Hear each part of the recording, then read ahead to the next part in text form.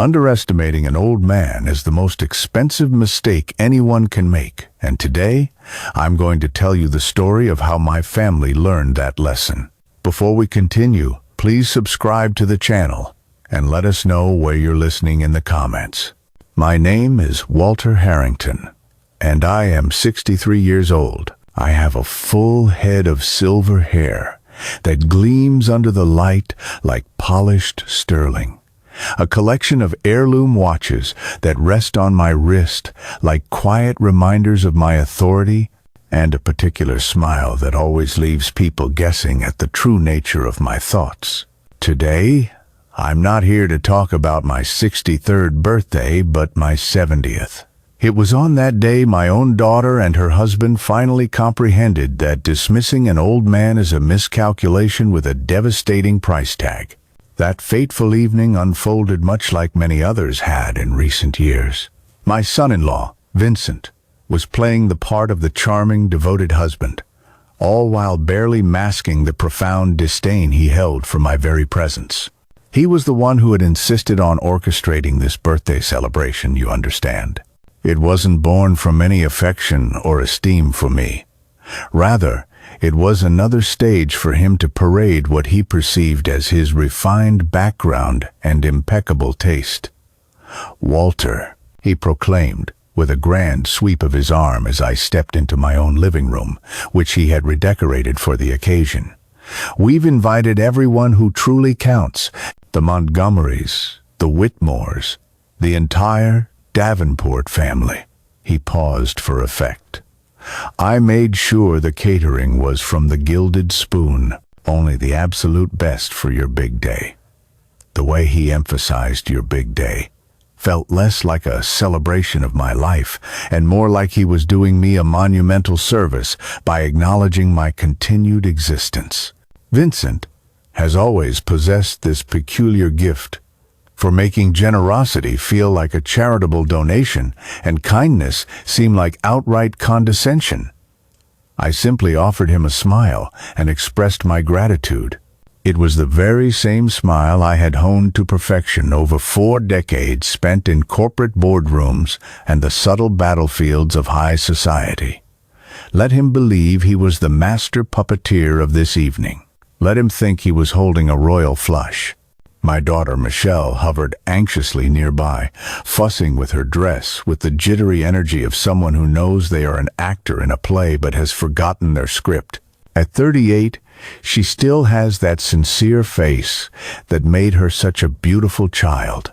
But now, a certain emptiness resides behind her eyes, a sort of malleability that allows her to be molded by whoever has the loudest voice, or, tragically, loves her the least. "Dad, you look fantastic," she said, planting a kiss on my cheek with the sterile, mechanical affection born of duty. Vincent has truly outdone himself with all the preparations. Asterisk. Vincent times really outdid himself. Not times we times outdid ourselves. Not times I times wanted this to be special for you. It was always about Vincent, as if my own daughter had been demoted to his personal assistant in the grand enterprise of managing her inconvenient father. The guests started to filter in around 7 o'clock. There were 40 of my dearest friends and trusted associates, people I've shared my life with for decades. These were people who could recall when Michelle was just taking her first steps, and Vincent was an unknown social climber from some forgotten suburb. They arrived bearing gifts and offering warm, genuine embraces, an outpouring of affection that made the evening feel less like a staged production and more like a true celebration of my life. For a solid 2 hours, I moved through the rooms of my own home like a monarch holding court. Madeline Davenport, the undisputed matriarch of our social circle, entertained me with vivid tales of her recent travels through the Italian countryside. Henry Miller, my oldest and dearest friend, took me back in time, reminding me of our reckless college adventures, when we were convinced we could reshape the world with nothing but our sheer willpower and a perfectly knotted tie. "Walter, my friend," Hank said, gripping my hand firmly, You look absolutely phenomenal. 63 is the new 43, and you're the living proof."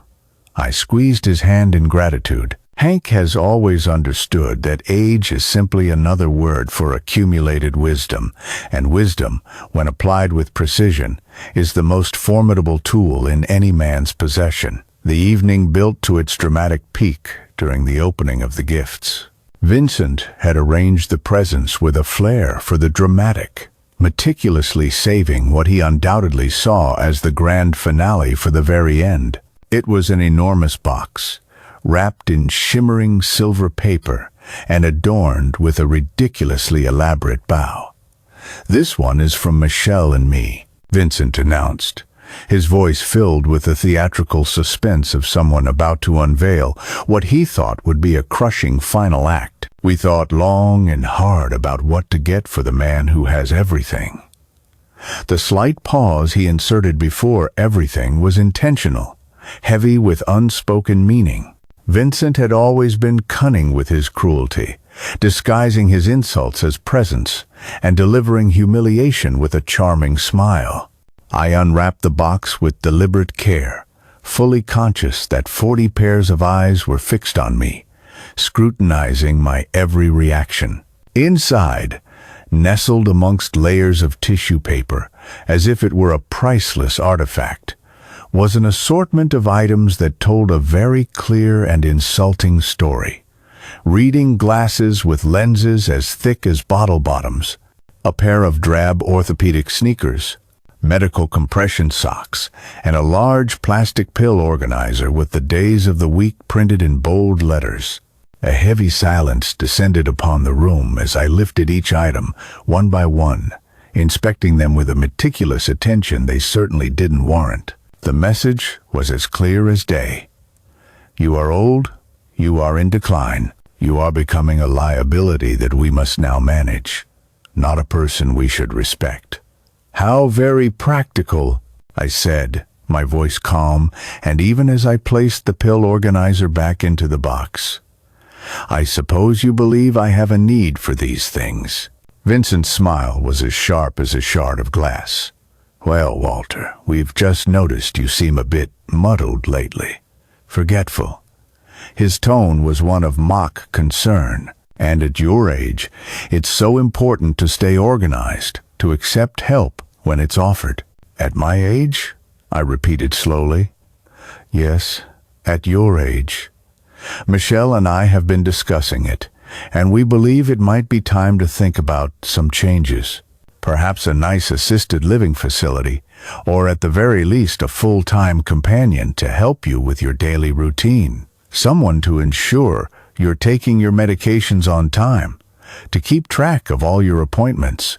The room had become so still that I could hear the rhythmic ticking of the grandfather clock in the foyer. Each tick seemed to amplify the space between Vincent's condescending words and whatever was about to happen next. Because Vincent, emboldened by my silence, pressed on, his voice gaining a confident, lecturing tone. "Let's be perfectly honest about what this is really all about," he said, turning his attention to some imagined slight. "You're just resentful because my parents are successful, because Michelle and I have built something wonderful together, because we don't require your constant meddling in our affairs." Still, I remained silent.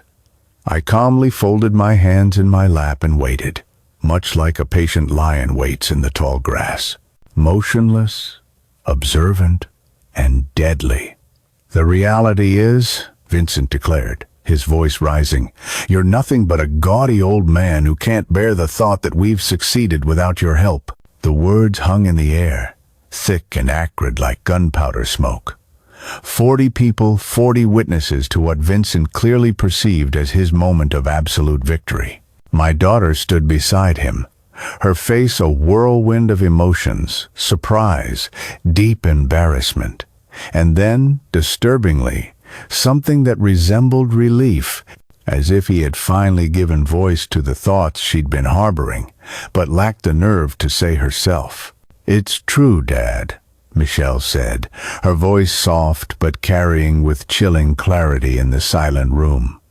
"You're just A nuisance. A nuisance. 40 years of raising her, of making sacrifices for her, of building the very fortune that afforded her the privileged life she now so carelessly took for granted, and in the end, I was nothing more than a nuisance to be managed. I rose from my chair slowly, deliberately smoothing the fabric of my suit jacket with hands that did not tremble. I glanced at my reflection in the ornate mirror above the mantelpiece, checking to ensure my tie was still perfectly straight. The man who looked back at me was composed, distinguished, and dangerous. "Vincent, my boy," I said, my voice laced with a particular sweetness that anyone who truly knew me would recognize as a final warning. "I'm so pleased you brought up the topic of finances and family contributions." His confident smirk wavered for a fraction of a second. "Since we're all being so brutally honest about our financial standings, and since you're so immensely proud of what you and Michelle have built together, I think our guests might be fascinated to learn precisely how you funded this beautiful life of yours." "What are you talking about?" Vincent's voice had lost its theatrical bravado. "I'm talking about the $4 million I gave your mother 8 years ago when her catering empire was on the brink of collapse. The $4 million that salvaged her business, her home, and her retirement. The $4 million she vowed to repay and never did." The quality of silence in the room transformed, becoming tense and electric. Vincent's face turned a ghostly white, then flushed a deep crimson, then went pale once more. That's not," he stammered. "Not what, my boy? Not true?" "Would you like me to retrieve the bank statements, the wire transfer receipts, the effusively grateful letter your mother wrote, thanking me for my generous loan to the family?" Michelle's face had turned a sickly shade of gray. "Dad, you told us that was a gift." "I said it was help for family," I corrected her. "I mistakenly assumed that family meant something to you then. I see now that I was mistaken. You can't." Victoria's composure was finally shattering, revealing something raw and desperate underneath. "That money was my money, given to your family, and it was never repaid. With the accrued interest at current market rates, that would be roughly $6.8 million that your mother owes me." "You're lying," Vincent shrieked, his voice thin and high with panic. "You're inventing this because you're jealous, because you can't stand that we don't need you." "Don't you?" I asked quietly, letting the question hang in the air. "Because, from my vantage point, everything you possess, everything you've constructed, everything you take such immense pride in, it all originates from my money. Your mother's success, your wife's business contacts, even the down payment on this very house. It was all financed by a loan you seem to have conveniently forgotten." That's when Vincent began to scream. Not just yell, but a full-throated, hysterical scream. It was the sound of a man watching his meticulously built world disintegrate before his very eyes. "You can't do this. You can't take it back. It was a gift. You said it was a gift." "I said it was help for family," I repeated, my voice a calm counterpoint to his hysteria. "But you've just made it abundantly clear that I am not considered family. I'm just a gaudy old man, a nuisance to be managed. So, let's treat this as what it is. A business transaction between strangers." I surveyed the room, my gaze passing over the 40 faces, 40 witnesses to this moment of final reckoning. "Thank you all for coming to my birthday party," I announced with perfect poise. "I believe we can all agree it has been an unforgettable evening. Vincent, Michelle, I will have my lawyers contact you in the morning to discuss the repayment terms." The room erupted into a frenzy of frantic whispers. Vincent was sobbing uncontrollably, and Michelle was attempting to console him while casting desperate, pleading glances in my direction. But I was already moving toward the grand staircase, my silver hair catching the light from the chandelier. my watch gleaming like a small promise of retribution. "Good night, everyone," I called over my shoulder. "Thank you for helping me to understand that some family bonds are worth precisely what you invest in them." I left them standing amidst the wreckage of their own carefully orchestrated humiliation. I left them to try and explain to 40 witnesses why the man they had just labeled a nuisance was owed nearly $7 million by the family they were so exceedingly proud of. As I ascended the stairs to my bedroom, I could still hear Vincent screaming, Michelle desperately trying to control the damage, and the guests making their swift, awkward departures. In the quiet of my room, I carefully removed my watch, placing it in its velvet-lined box. Each tick of its movement was a reminder of lessons learned, battles won, and victories secured through patience and strategic foresight. They actually thought they could humiliate me. They believed my age had made me feeble, vulnerable, someone to be managed rather than revered. Tomorrow, they would learn the stark difference between their assumptions and reality. Some men fade quietly into the background of their lives. Others, however, sharpen themselves into weapons and patiently await the perfect moment to strike. I am 63 years old.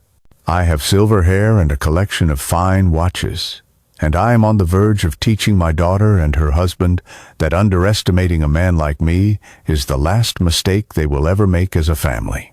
Before we proceed, I want to take a moment and speak directly to those of you listening who have ever been labeled as too old, out of touch, or worse, by the very people who should know better.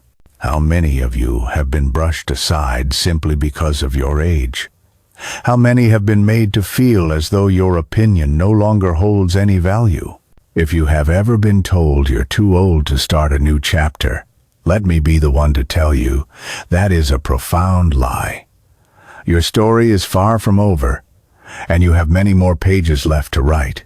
Our best-selling book, Reclaiming Your Peace After Pain, is filled with simple yet powerful steps to guide you as you heal, rebuild, and fall in love with your life all over again. Click the link in the description box below and begin your new journey today. Trust me, the man you're about to get to know better, the one who just transformed a birthday humiliation into a financial day of reckoning, knows exactly what it feels like to be underestimated. And he's about to demonstrate to everyone why that was their single greatest mistake.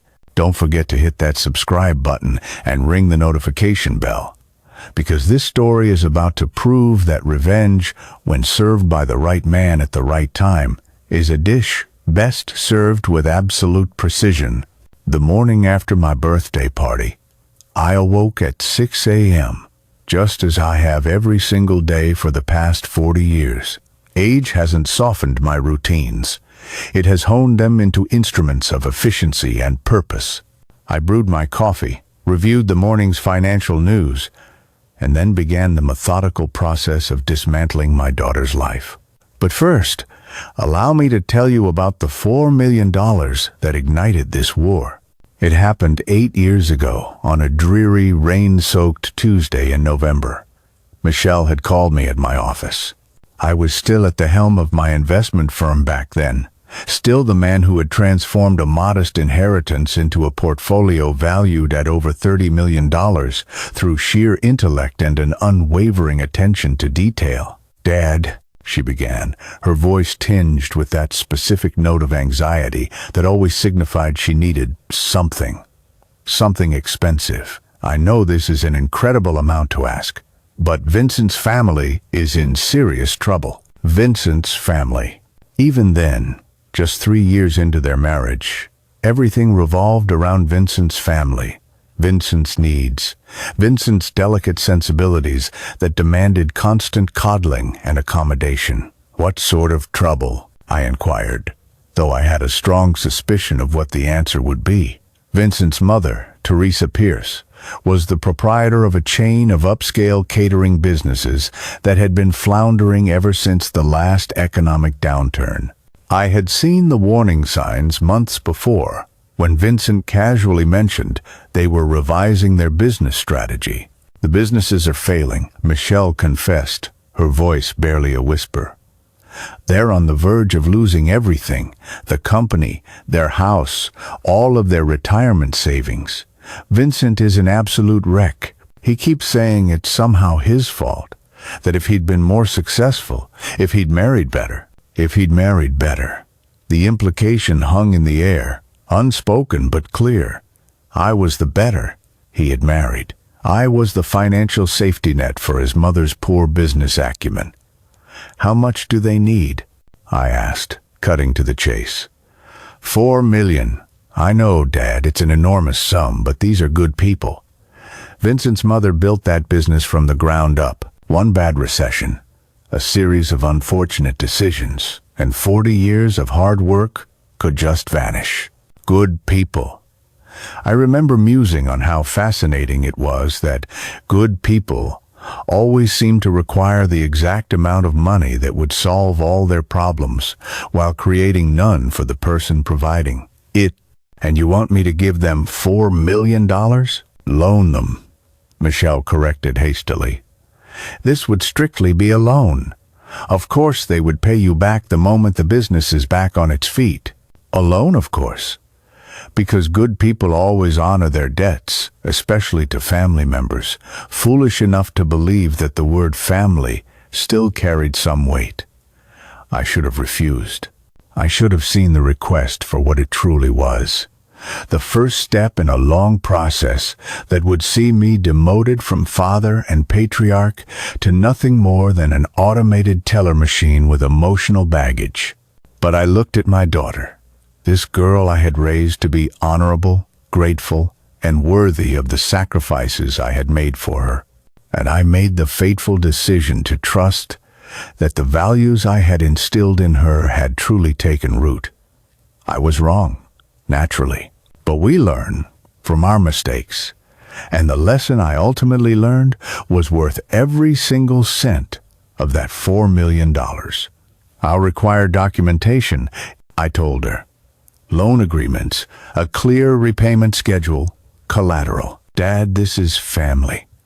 We don't need all that formal paperwork. Michelle, I interrupted, my tone firm, the cardinal rule of successful business is that no transaction is so important that it cannot be documented, and no relationship is so personal that it doesn't benefit from clarity. If this is a loan, we will treat it as a loan. But then Vincent got involved.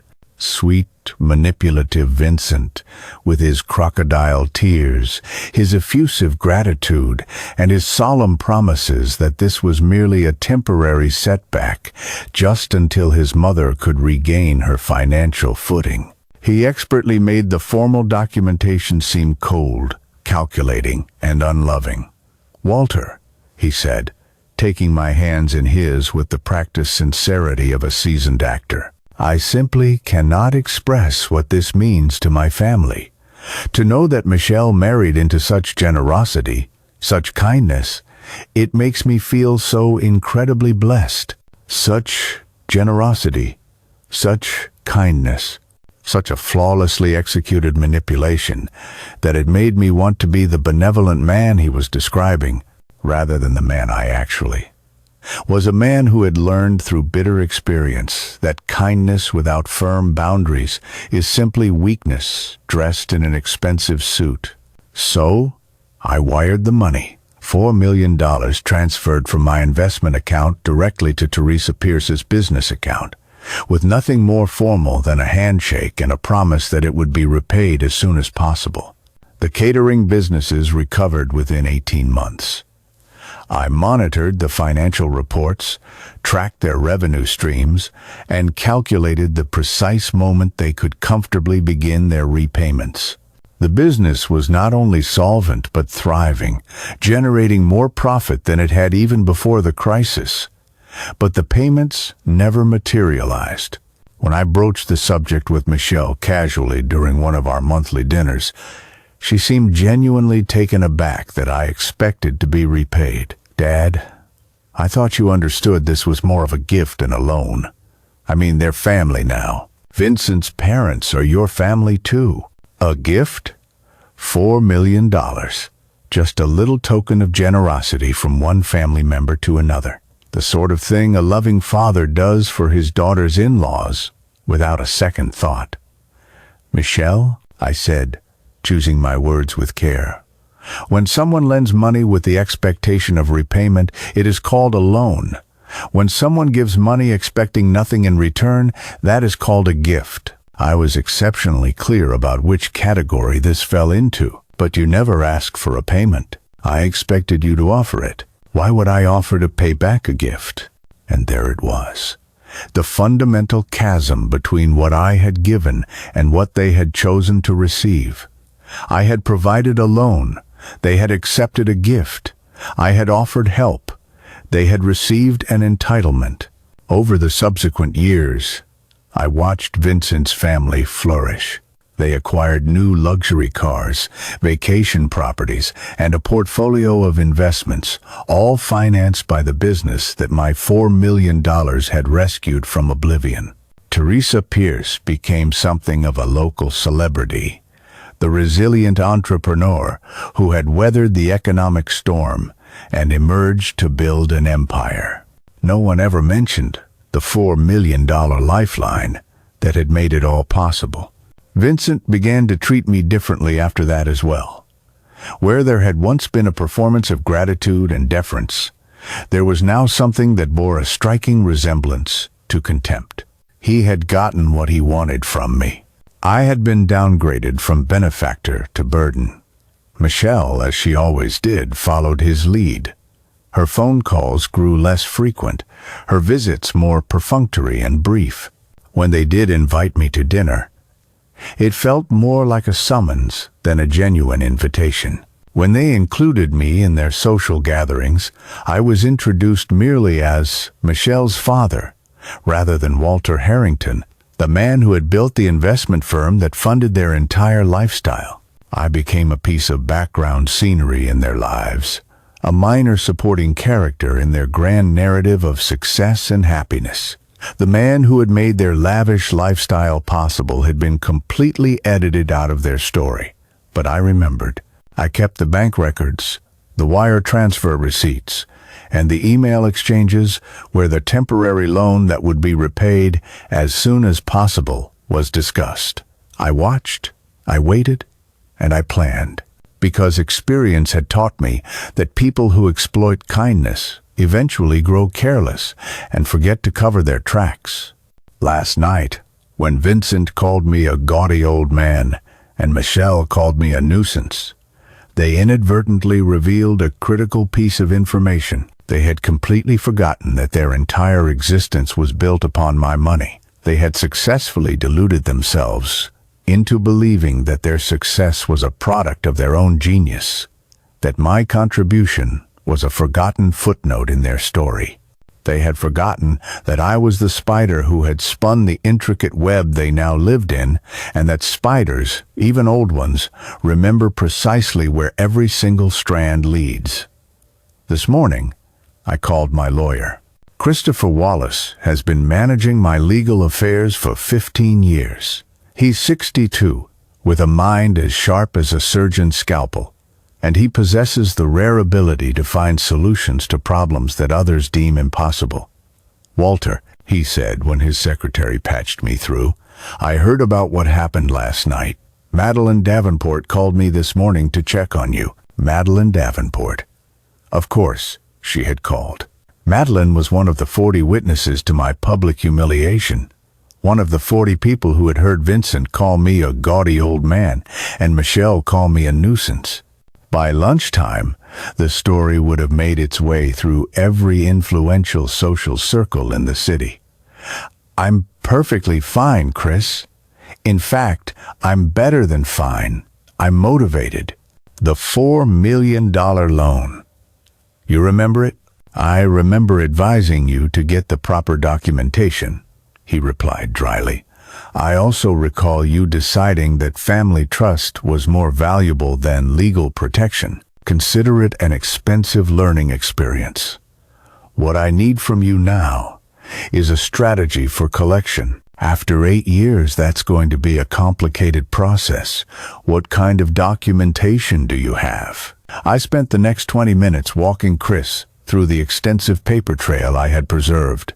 Bank records, email chains, and even text messages where Michelle explicitly referred to the money as a loan that would be repaid. It wasn't as ironclad as a formal loan agreement, but it was more than enough to establish that this was never intended to be a gift. "This is workable," Chris said finally, a note of excitement in his voice. "Especially with the interest that has accumulated. At current market rates, they owe you approximately $6.8 million. And if they can't pay, then we seize assets. The business, the properties, the investment accounts. Everything that was built with your money becomes collateral for the debt. How quickly can you get this in motion?" "I can have the papers filed by this afternoon. They'll be served tomorrow morning." "Do it." After I ended the call with Chris, I poured myself a second cup of coffee and sat in my garden, gazing out at the rose bushes I had planted 2 decades ago. They were in full, magnificent bloom, a testament to years of careful tending and patient cultivation. Some things, I mused, simply take time to reach their full, glorious potential. My phone rang around 10 o'clock. It was Michelle, her voice filled with the desperate urgency of a person who has just realized the true scale of her mistake. "Dad," she said without any preamble, "we need to talk." "Do we?" "Because last night you made it quite clear that I'm just a nuisance. Nuisances don't typically warrant serious conversations. That was Vincent was upset about the party." "He didn't mean." "He meant every single word, Michelle. And so did you." "I'm sorry. We're both so sorry.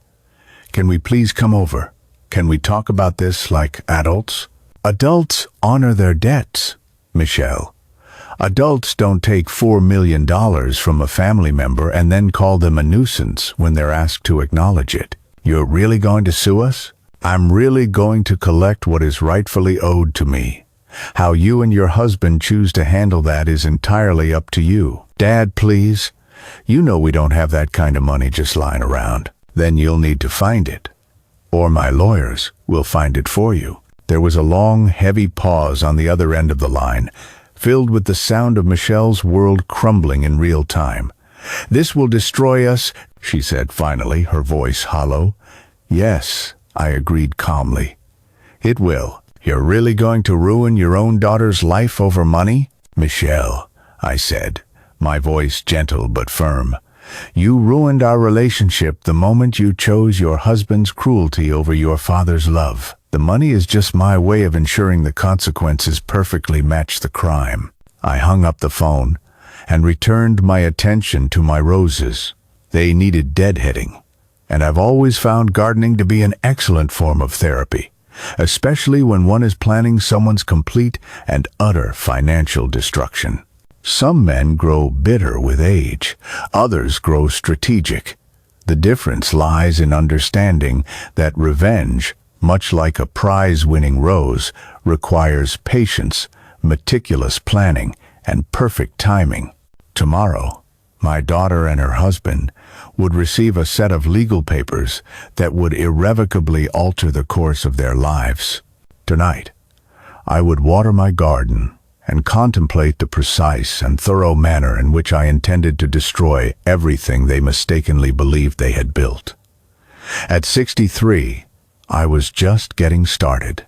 The confrontation came at 7 in the morning, 2 days after the catastrophe of my birthday party. I was in my sitting room, reviewing financial statements over a cup of coffee and a bowl of fresh strawberries, when my housekeeper, Mrs. Gable, informed me that Vincent was at the front door demanding to see me. Demanding? I raised an eyebrow. Vincent had never demanded anything from me before. He was far too cunning for direct confrontation, always preferring subtle manipulation and passive aggression to open warfare. "He seems quite agitated, sir." Mrs.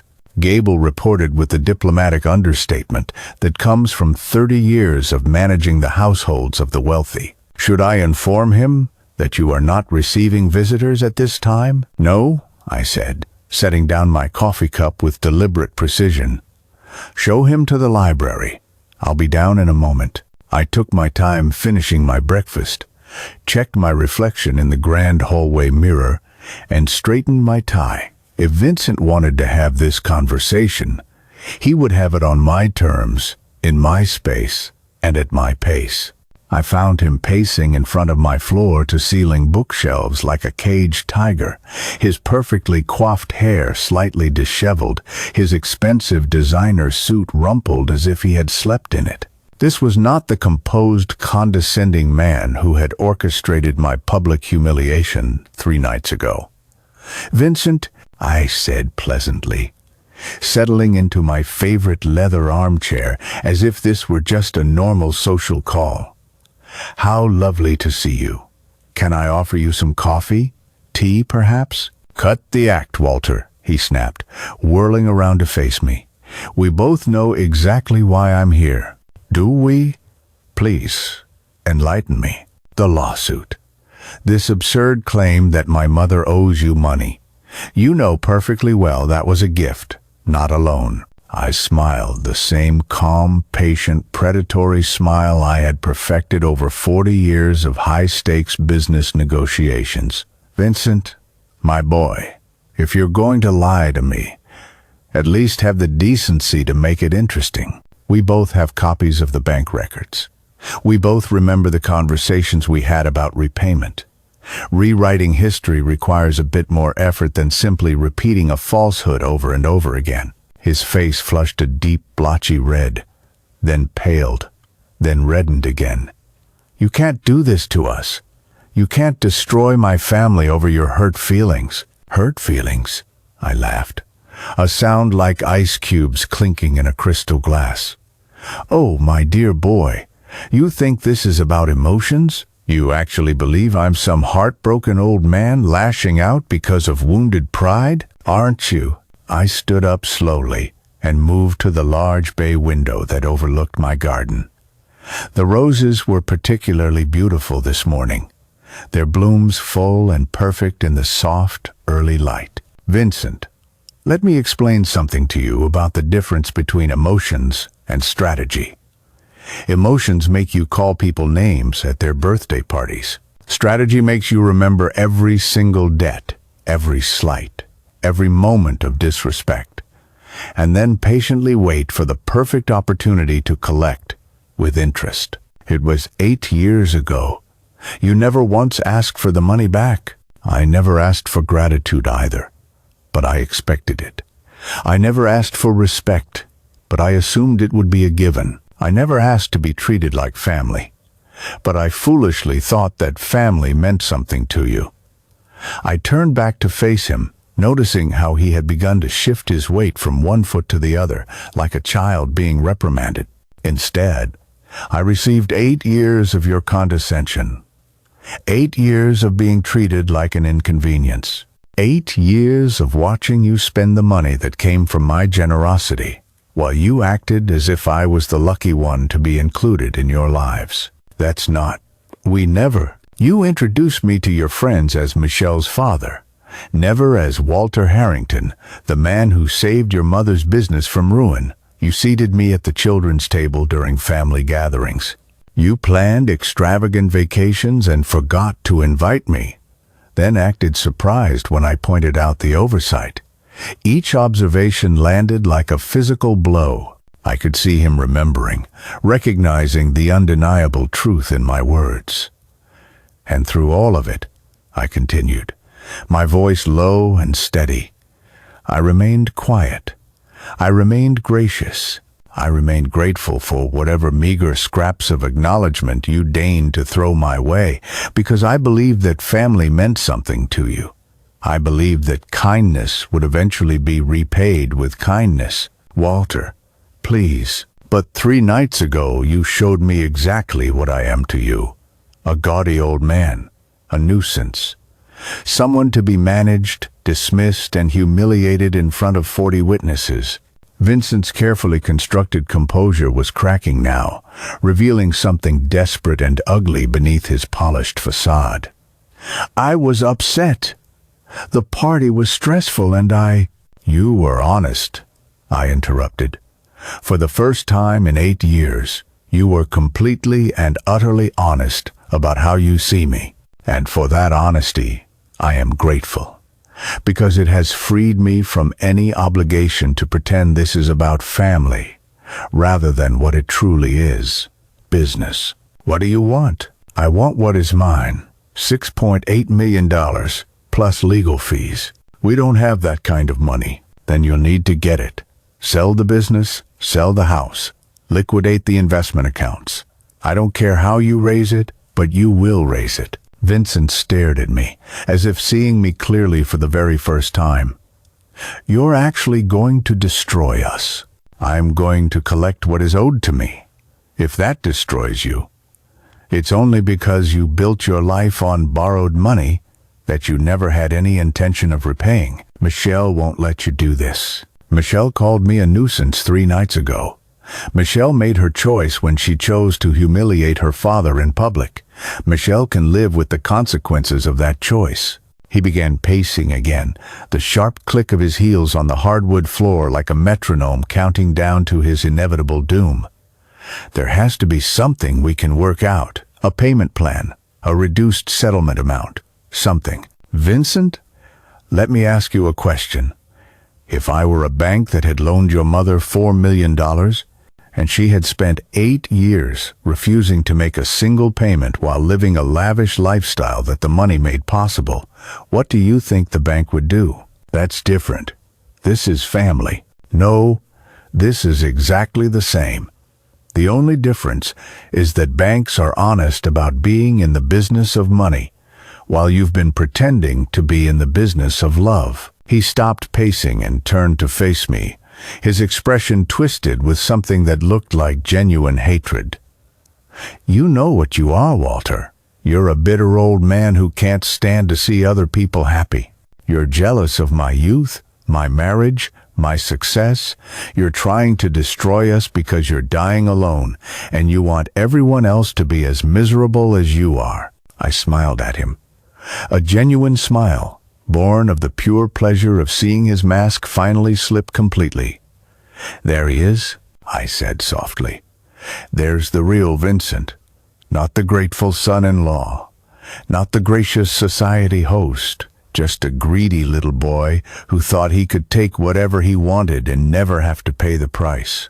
I'm not going to let you do this. And how exactly are you going to stop me? I'll tell everyone what you're really like. I'll make sure every single person in this city knows that the great Walter Harrington is nothing but a vindictive old man who destroys families for sport. I laughed again, that same crystalline sound. Vincent, my boy, you've been telling people what I'm really like for 8 years. The only difference is that now I no longer care what you say about me, because everyone who witnessed your performance 3 nights ago knows exactly what times your time's really like. His face went white as the truth of my words hit him. 40 people had seen him call me a gaudy old man. 40 people had heard Michelle call me a nuisance, and those same 40 people would now watch as the man they had dismissed and disrespected revealed that he held the debt that could destroy them all. Besides, I continued, I'm not the one who needs to worry about their reputation now.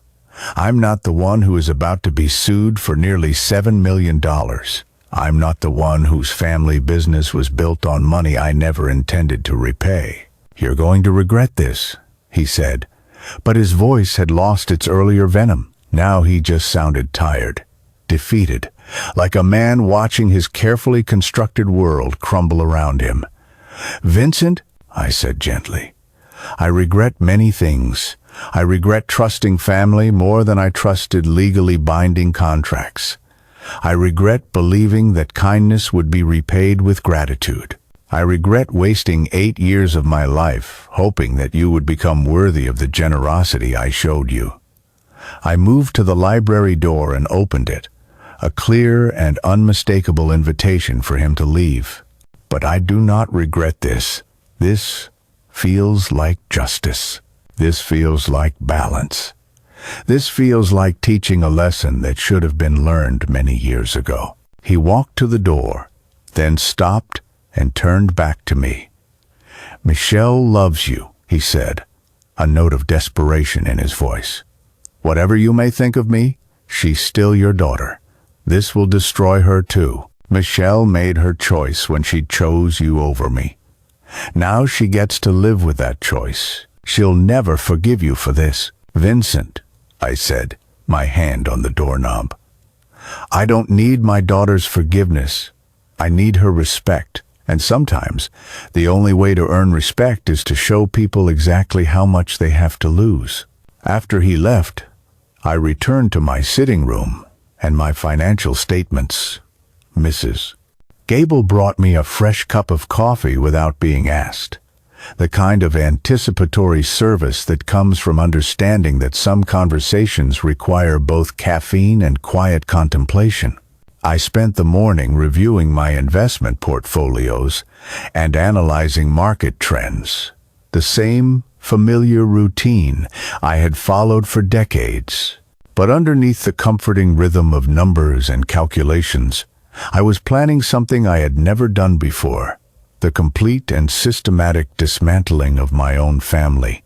By lunchtime, I had decided on the precise and thorough manner in which I intended to ruin them. Christopher Wallace's law office occupied the penthouse of a gleaming glass tower downtown, with panoramic windows that overlooked the city like a judge surveying the accused. I arrived for our meeting precisely at 2 o'clock, wearing a navy blue suit that cost more than most people's cars, and a vintage watch that caught the afternoon light like a small promise of retribution. "Walter," Chris said, rising from behind his massive mahogany desk to greet me. "You look magnificent and terrifying.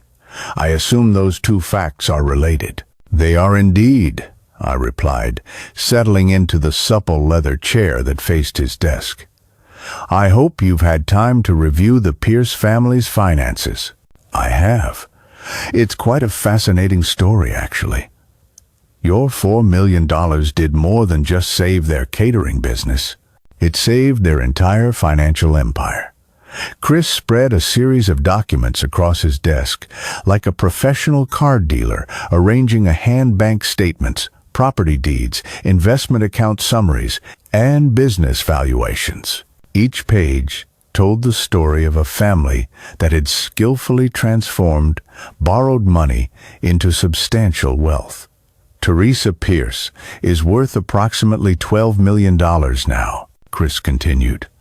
"The catering chain generates about $2 million a year in profit. They own properties in 3 different states, have investment accounts with 4 different firms, and recently purchased a vacation home in the Hamptons. All built on my money," I stated flatly. "Precisely. But here's where it gets particularly interesting." Chris pulled out a slim red folder, the kind he reserved for cases that required a special level of delicacy. "I hired Daniel Logan to do some background investigation on the Pierce family. What he found is quite illuminating." Daniel Logan. I knew of him by reputation. He was a former FBI investigator who now specialized in corporate and financial investigations for high-stakes legal cases. He was the kind of man who could unearth secrets buried so deep that their owners had long forgotten they even existed. What did he uncover? Tax irregularities going back 6 years. Unreported income from cash-only transactions at the catering events. A network of shell companies used to hide assets from creditors during the original financial crisis. And most interesting of all, Teresa Pierce filed for bankruptcy protection 2 years after you gave her the loan, claiming she was insolvent while she was sitting on $4 million of my money. "While she was sitting on $4 million of your money," Chris corrected, "and using it to purchase properties in her husband's name to keep them out of the bankruptcy proceedings." I felt something cold and sharp settle deep in my chest. It wasn't exactly anger, but rather a crystalline clarity about the true scope of the Pierce family's deception. So, they committed bankruptcy fraud using my loan as their working capital. That's one interpretation, Chris said. Another is that they executed a complex scheme to defraud their creditors while using your money to secure assets they had no legal right to protect. How much trouble are they in if the IRS decides to investigate? If the bankruptcy court decides to reopen their case? If federal prosecutors decide this constitutes wire fraud? Chris smiled, a predatory smile of a lawyer who has just been handed the perfect weapon. They could lose everything: their business, their properties, their freedom. And what would it take for these various agencies to decide to launch an investigation? An anonymous tip from someone with detailed inside knowledge of their financial irregularities. Someone who, perhaps, felt that justice had not been properly served through the usual collection procedures. I considered this as I watched a pair of pigeons land on the window ledge outside Chris's office. Even birds, I mused, understood the importance of building their nests on a solid foundation. What about Michelle and Vincent specifically? Michelle's consulting firm is a more complicated situation. It's profitable, but it's also heavily leveraged. The majority of her clients come through connections made possible by her marriage to Vincent, contacts in his mother's industry, social connections from their lavish lifestyle. A lifestyle funded by my money. I finished for him. Exactly. If Teresa Pierce's business empire collapses, Michelle loses the majority of her client base. If the Pierce family faces criminal charges, the social connections that fuel her business will evaporate.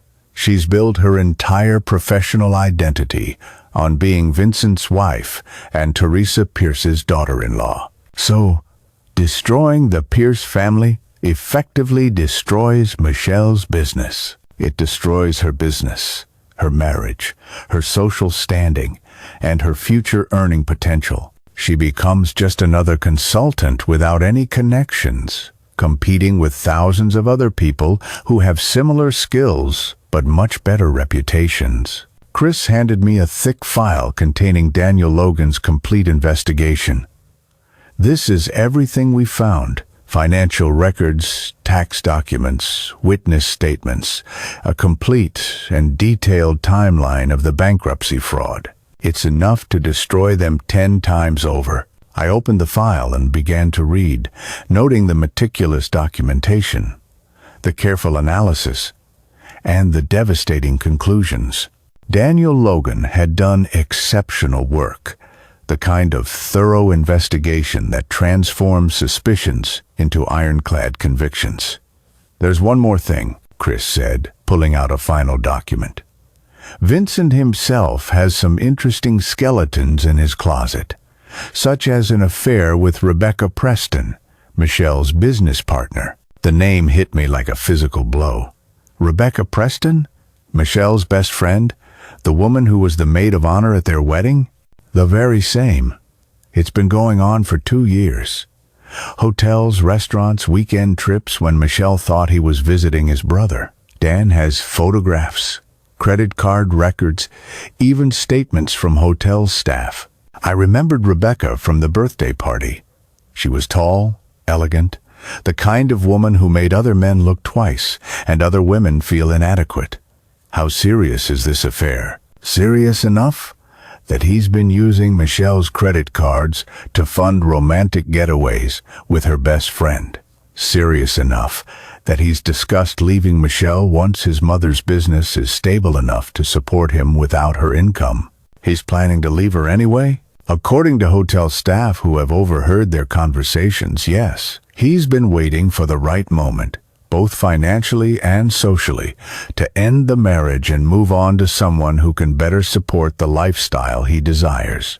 I closed the file and sat back in my chair, processing the full, breathtaking scope of the Pierce family's deception. They hadn't just taken my money and refused to repay it. They had used it to build a criminal enterprise, all while planning to abandon the daughter who had made it all possible. "Chris," I said finally, my voice steady and resolute, "I want you to file the lawsuit immediately. Full collection. Pursue all legal remedies. Apply maximum pressure. As for the other information, hold it in reserve. Let them think the lawsuit is the full extent of my knowledge. When they try to negotiate, when they attempt to minimize the damage, when they foolishly believe they can manage this crisis, that's when we introduce the rest. You want to give them enough rope to hang themselves with. I want to give them the opportunity to make this situation even worse through their own actions. Some people learn from consequences. Others, I suspect, only learn from complete and utter destruction. I believe the Pierce family falls into the latter category." Chris made a few notes on his legal pad, the scratching of his pen the only sound in the quiet office.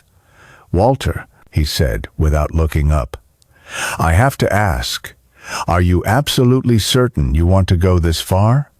Once we set this process in motion, there's no going back. Your relationship with Michelle will be permanently destroyed." "Chris, my relationship with Michelle was destroyed the moment she chose her husband's cruelty over her father's love.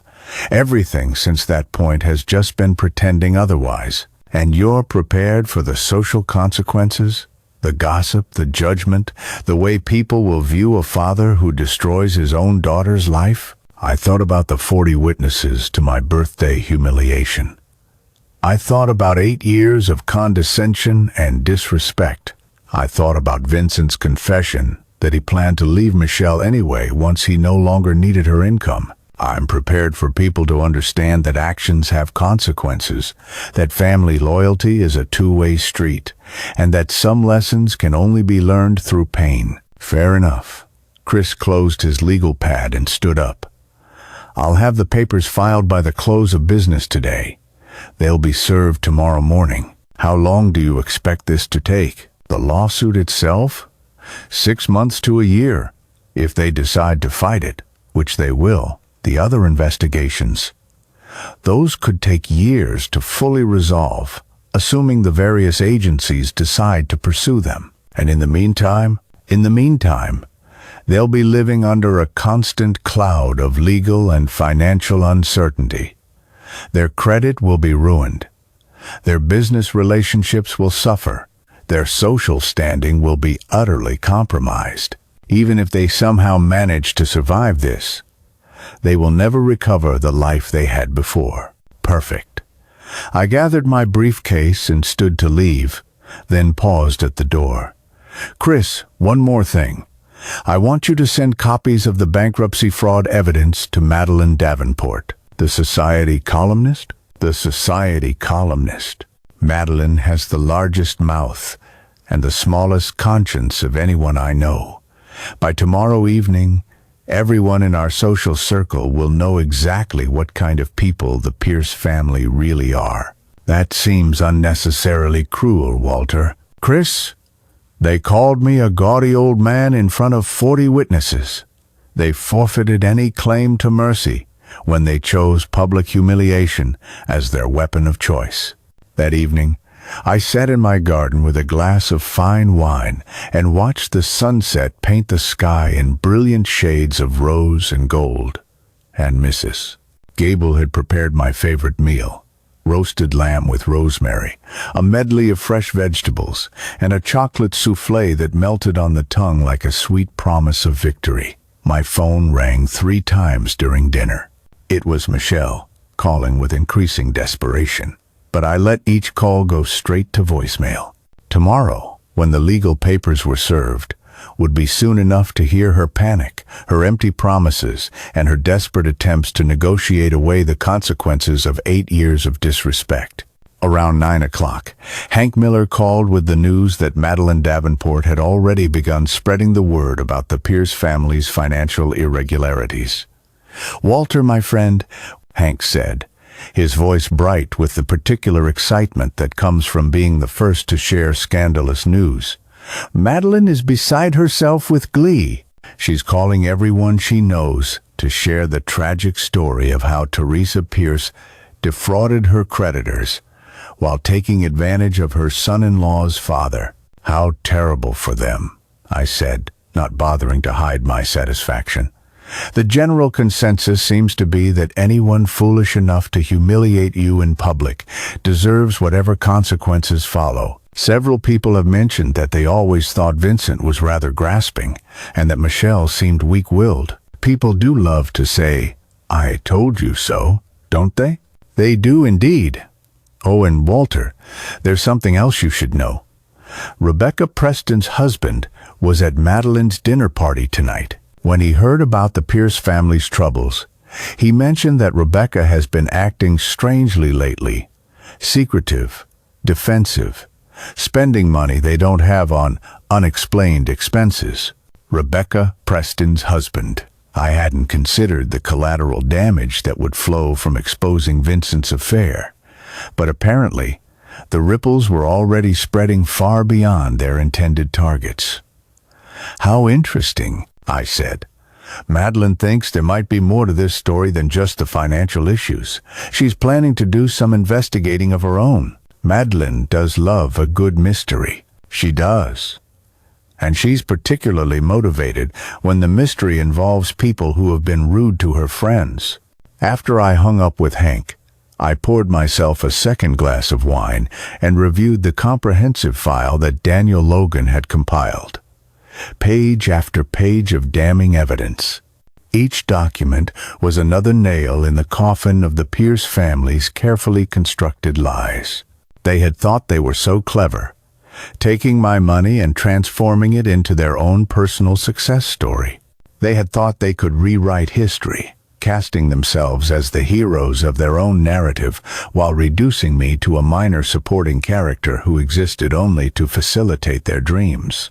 Tomorrow, they would learn that some stories cannot be rewritten, some debts cannot be ignored, and some men cannot be dismissed without devastating consequences.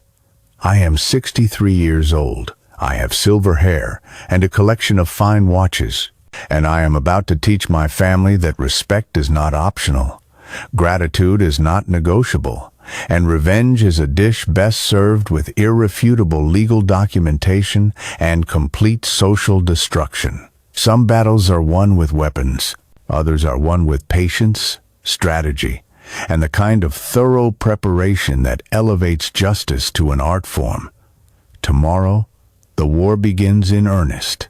The papers were officially served at 8:30 the morning, just as Michelle was leaving for work and Vincent was in the middle of a personal training session in their home gym. I know this because Daniel Logan had positioned himself across the street with a high-powered telephoto lens, documenting their reactions for posterity.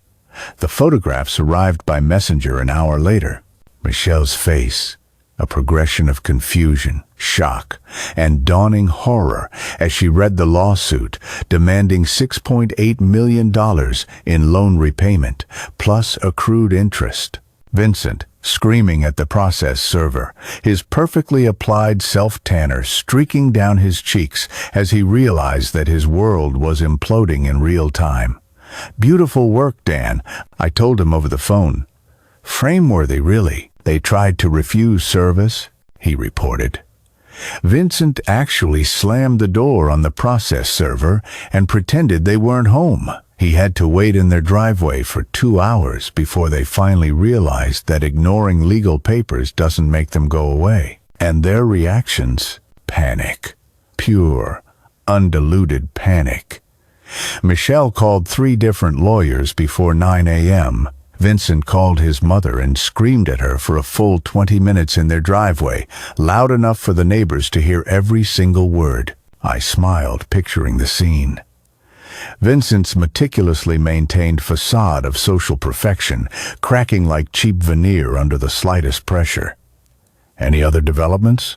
Rebecca Preston's husband served her with divorce papers yesterday evening. Apparently, Madeline Collins mentioned the irregularities in the Pierce family situation, and Mr. Preston decided to do some investigating of his own financial situation. And what did he find? Credit card statements, showing payments for hotels and restaurants that coincided with times when Rebecca claimed to be traveling alone for business. He confronted her. She confessed to the affair with Vincent, and he decided he'd rather be divorced than publicly humiliated. Perfect. The intricate web of lies was unraveling even faster than I had anticipated, creating collateral damage that would effectively isolate Vincent and Michelle from their remaining allies. Dan, I need you to do something else for me. What's that? I need you to leak the bankruptcy fraud information to Madeline Davenport. Anonymously, of course.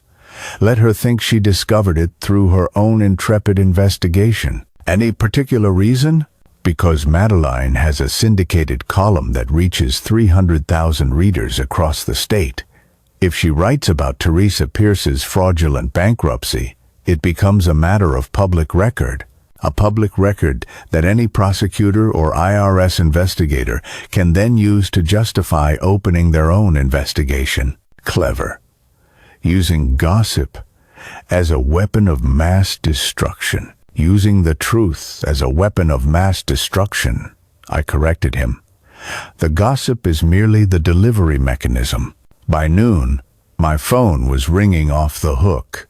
Michelle was calling every 15 minutes, her voice growing more desperate with each attempt. Vincent was alternating between making threats and issuing tearful pleas for mercy. Teresa Pierce herself called, demanding to speak with me about resolving this misunderstanding like civilized people. I let them all go to voicemail. Instead, I had lunch with Hank Miller at the Gilded Spoon, the very same restaurant Vincent had chosen for my birthday party catering. The irony was simply too delicious to resist. "Walter," Hank said as we settled into our table with an excellent view of the city skyline, "you look absolutely radiant. I haven't seen you this happy in years." "I feel wonderful," I admitted. There's something tremendously liberating about finally being honest about what people truly deserve. The whole city is talking about the lawsuit. Madeline Davenport has been calling everyone she knows to share the shocking betrayal of the Pierce family, taking advantage of your generosity. Madeline does love to be the first with scandalous news. She does. But more than that, people are genuinely horrified by what they did to you. Taking $4 million and then calling you a nuisance. No one can comprehend how they thought that would end well. Hank leaned forward conspiratorially. There's also quite a bit of speculation about Vincent's relationship with Rebecca Preston. Several people have mentioned seeing them together at various restaurants and hotels around the city. Now that Rebecca's husband has filed for divorce, citing adultery, everyone's wondering if Vincent was the other man. How terrible for Michelle, I said, not bothering to hide my satisfaction. Indeed. Although I have to say, most people think she brought this on herself by allowing her husband to treat you so appallingly. The general consensus is that a woman who won't protect her father doesn't deserve anyone's sympathy when her world falls apart. We spent 2 hours over lunch, with Hank updating me on the social fallout while I shared carefully edited versions of my legal strategy. By the time we had finished our chocolate mousse, half the restaurant had recognized me and were whispering among themselves about the birthday betrayal that had quickly become the scandal of the season. I was in the process of paying the check when my phone buzzed with a text from Chris. Emergency meeting requested by Michelle and Vincent. They want to negotiate. 4 p.m. today, if you're available. I texted back, "I'll be there. This should be entertaining." Chris's conference room felt like a stage set for a Greek tragedy when I arrived at 4 o'clock. Michelle sat hunched in her chair like a woman who had aged a decade in the last 8 hours.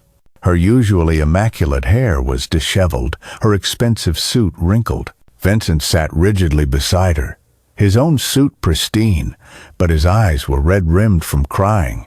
Their lawyer, a nervous young man named Timothy Bailey, who specialized in real estate transactions rather than high-stakes litigation, kept shuffling his papers and clearing his throat, as if he were preparing to deliver bad news to a terminal patient.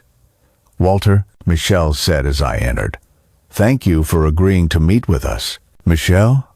I replied, settling into my chair with the fluid grace of a man who knew he held all the cards. "Vincent, Mr. Bailey, how lovely to see you all looking so well." The sarcasm was subtle but unmistakable. Vincent flinched as if I had struck him. "Mr. Harrington," Timothy Bailey began, "my clients are hoping that we can reach some kind of understanding about this loan situation." "Understanding? There's nothing to understand. They owe me money. I want it back. The law is quite clear on this point."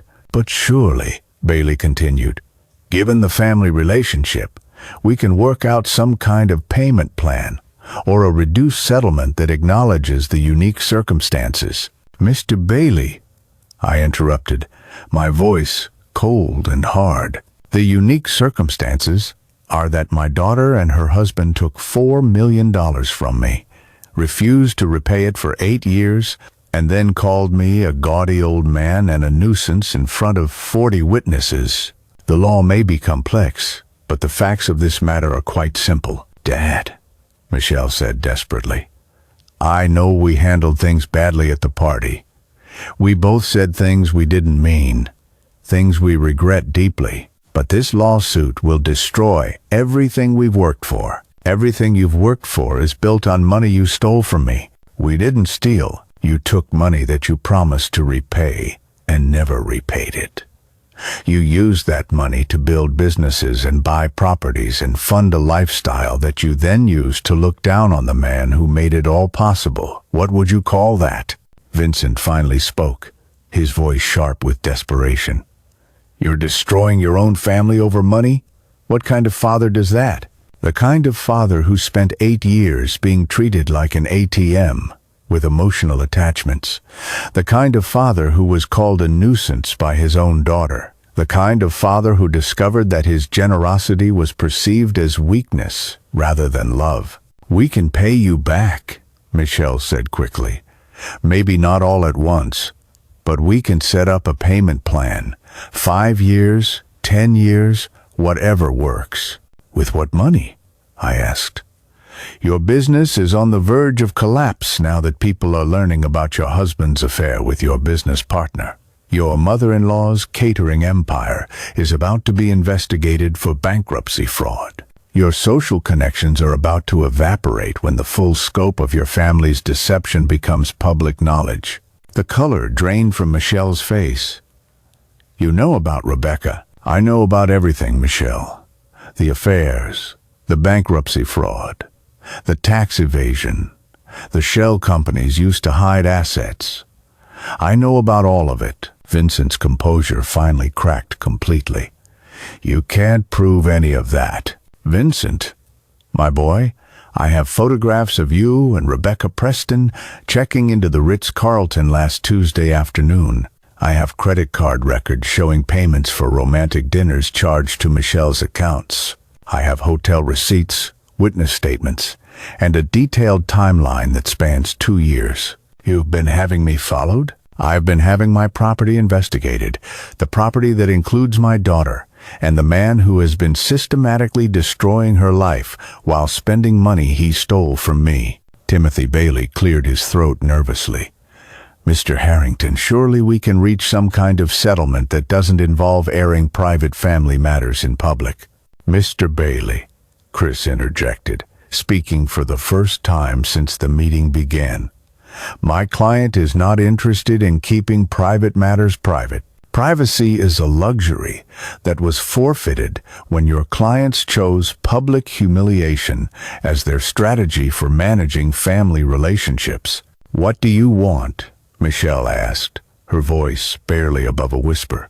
"I want what's mine, $6.8 million, plus legal fees, plus the immense satisfaction of watching you learn that actions have consequences." "We don't have that kind of money," Vincent said. "Then you'll need to get it. Sell the business, sell the properties, liquidate the investments. I don't care how you raise it, but you will raise it. That will leave us with nothing, Michelle said. Yes, I agreed. It will. Just like I was left with nothing after 8 years of being treated like a nuisance by the family I thought I was helping. Dad, please, I'm begging you, don't do this.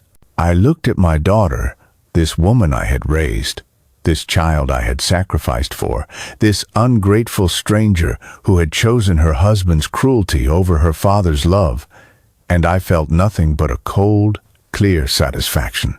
Michelle, I said gently, 8 years ago, you had a choice.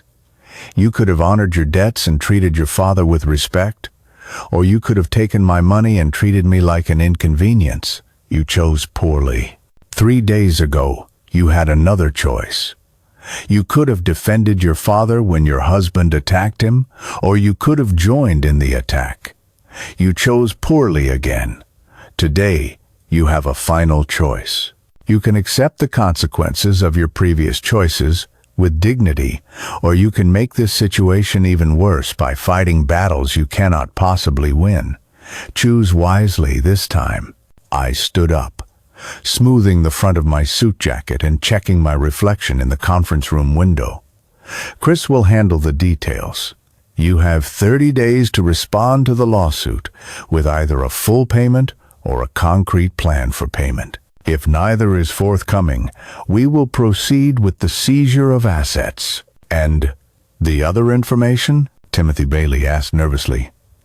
The other information will be shared with the appropriate authorities, as my conscience and civic duty dictate. Some crimes, you see, are simply too serious to keep private, even when they involve family. I walked to the door, then paused and looked back at the 3 people who had foolishly thought they could outmaneuver a man like me.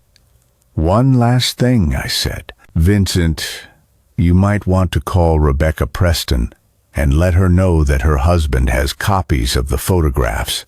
I understand he's planning to use them in their divorce proceedings, and I thought you'd appreciate the opportunity to prepare for that conversation. Vincent's face went white as he realized that his affair was about to become a matter of public record in 2 separate divorce proceedings. How could you do this to us? He whispered. Very carefully, I replied. Very thoroughly, and with great satisfaction. I left them in the conference room to contemplate their options, though we all knew they didn't really have any. Some battles are won through superior firepower. Others are won through superior preparation and the patience to wait for the perfect moment to strike. That evening, I celebrated with champagne and caviar while reviewing the financial projections Chris had prepared.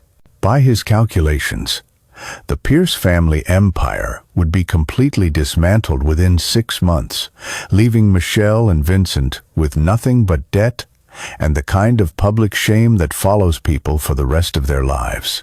Some men grow gracefully old, accepting diminishment as the natural order of things.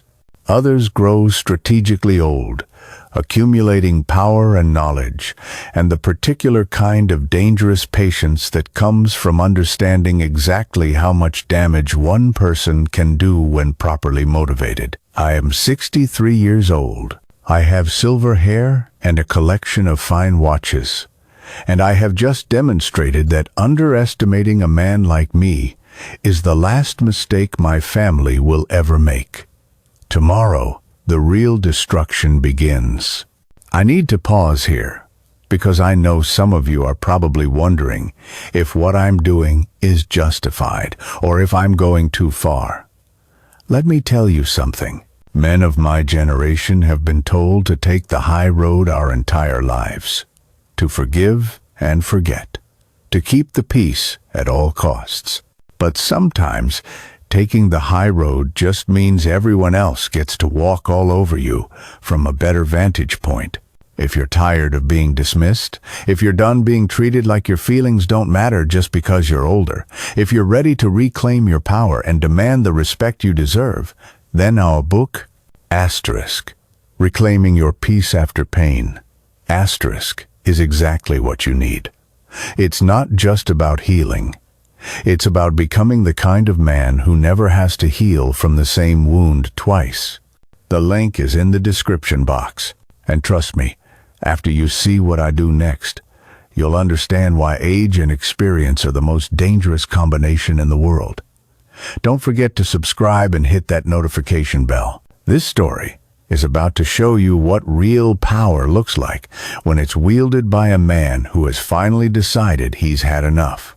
The next 3 weeks were a masterpiece of systematic destruction, executed with the precision of a surgeon and the patience of a spider.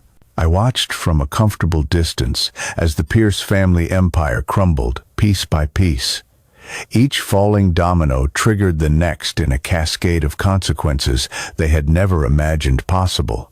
Madeline Davenport published her column on a Thursday morning under the headline, "When Family Values Meet Financial Fraud, a Cautionary Tale." She wrote with a particular venom that only comes from a woman who has been personally offended by someone's bad behavior.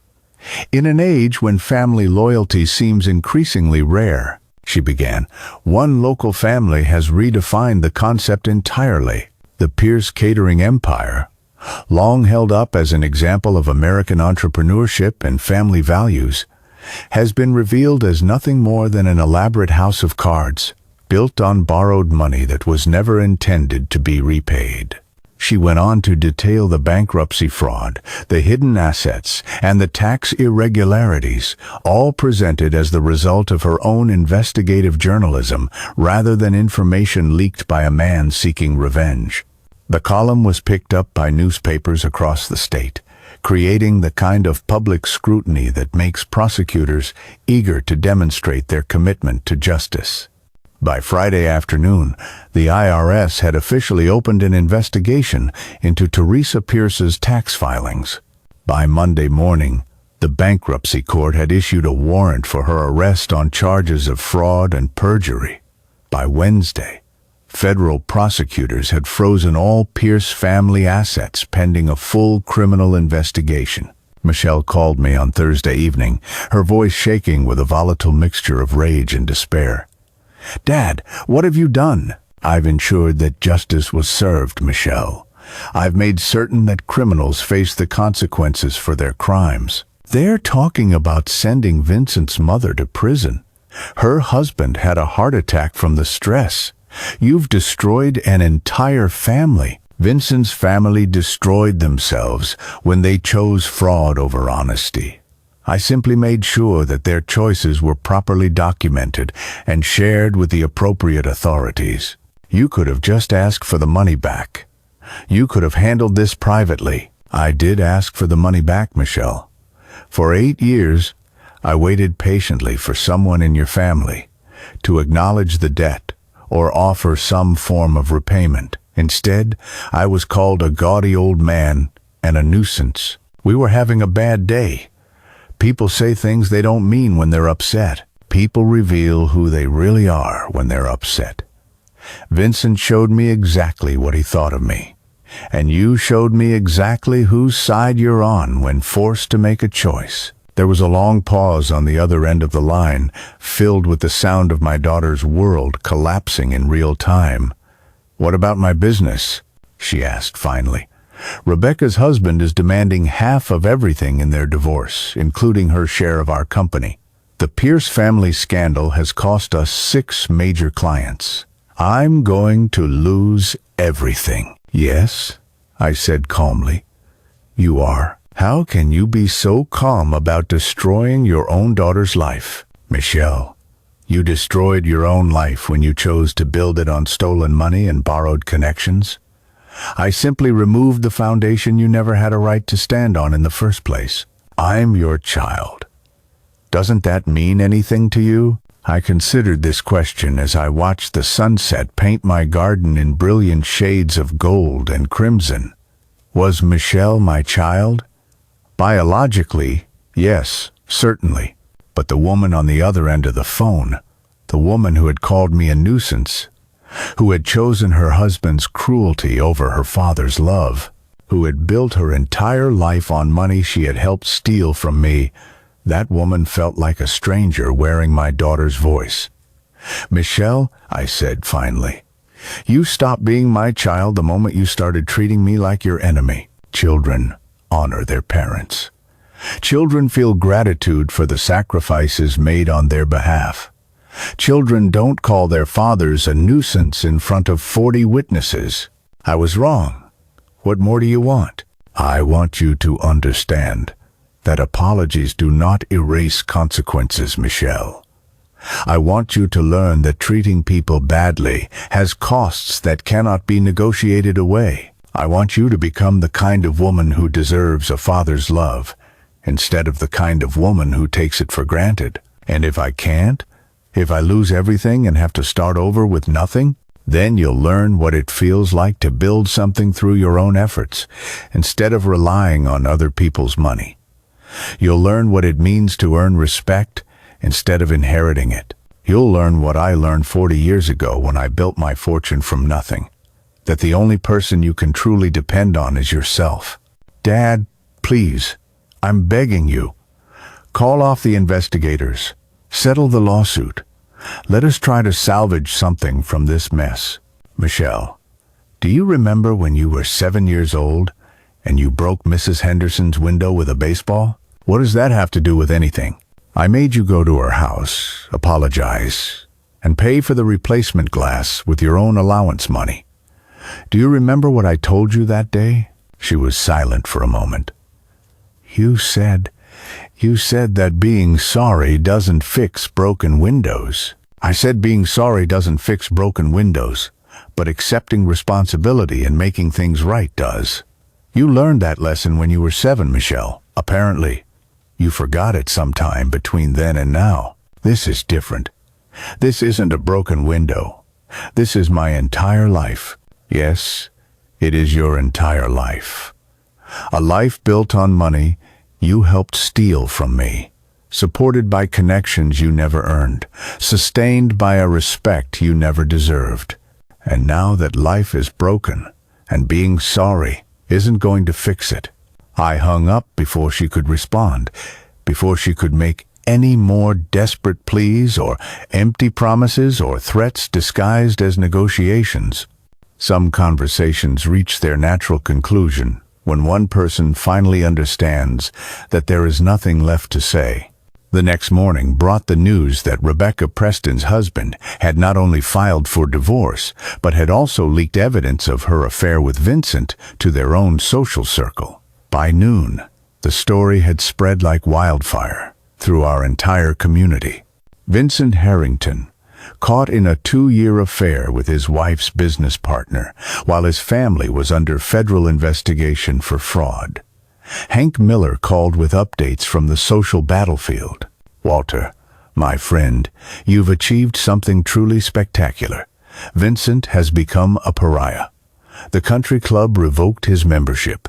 The charity boards have removed him from their committees, and 3 different dinner parties have uninvited him this week. How terrible for him, I said, not bothering to hide my satisfaction. It gets better. Michelle's business partner, Rebecca, has been desperately calling clients to try and save their consulting firm, but no one wants to be associated with the Pierce family scandal. Word on the street is they'll be lucky to avoid bankruptcy themselves. And Michelle is looking haggard, appearing drunk at public events, and generally behaving like a woman who has finally realized she's lost everything that ever mattered to her. How perceptive of them. There's something else you should know, though. Vincent has been telling people that you're a vindictive old man who's destroying an innocent family out of pure spite. He's claiming that the loan was always understood to be a gift, and that you're using legal technicalities to steal money that rightfully belongs to his parents. And how are people responding to that version of events? With skepticism, mostly. 40 people witnessed what he said to you at your birthday party. It's rather difficult to claim you're being vindictive when everyone saw him call you a gaudy old man and Michelle call you a nuisance. Besides which, if the money was a gift, why did they panic so dramatically when I asked for it back? Exactly. Innocent people don't scream and cry when asked to repay gifts that were never intended to be repaid. That afternoon, I drove past Michelle and Vincent's house, the magnificent Tudor revival mansion they had purchased 3 years ago with money that ultimately traced back to my loan. A large "For Sale" sign stood in the front yard, and I could see boxes stacked in the windows. They were liquidating everything, desperately trying to raise enough money to pay me back before the legal proceedings advanced to the stage of asset seizure. The thought gave me immense satisfaction, not because I particularly wanted the money, but because I wanted them to understand exactly what they were losing and why. Daniel Logan called that evening with his final report. "The Pierce family is finished," he said without preamble. "Teresa Pierce will likely serve 3 to 5 years in federal prison. Her husband is cooperating with prosecutors in exchange for immunity, which means he'll testify against his own wife to save himself. The business is closed permanently. The federal investigation revealed health code violations, labor law violations, and financial improprieties going back more than a decade. No one will ever eat at a Pierce restaurant again." What about Vincent and Michelle? Vincent is moving back in with his father, who is now living in a 1-bedroom apartment since their house was seized to pay creditors. Michelle is selling everything she owns to try and raise enough money to avoid bankruptcy. Will they succeed in avoiding bankruptcy? Possibly, if they're willing to live like graduate students for the next 10 years. As for rebuilding their lives, that remains to be seen. Neither of them has ever had to work for anything they couldn't buy or inherit. Vincent's affair with Rebecca Preston has made him unemployable in any position that requires trust or discretion. Michelle's association with the Pierce family scandal has destroyed her professional reputation. They're both starting over from worse than nothing. They're starting over with negative reputations that will follow them wherever they go. That evening, I sat in my garden with a glass of wine and contemplated the completeness of their destruction.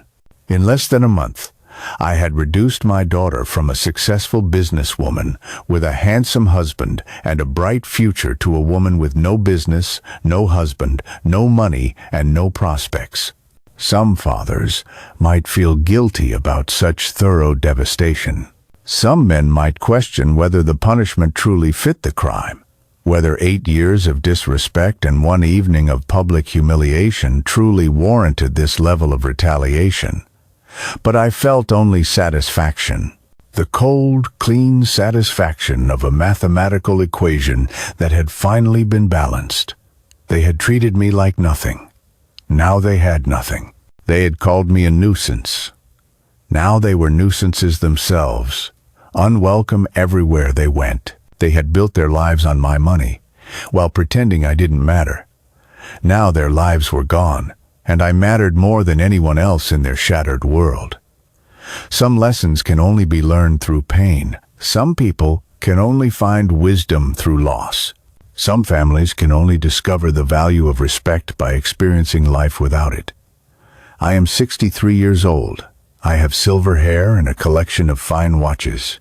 And I have just taught my daughter that some men are far more dangerous than they appear, especially when they've been given decades to accumulate power, connections, and the particular kind of patient rage that comes from watching ungrateful children mistake generosity for weakness. Tomorrow, I would receive the first payment toward my debt.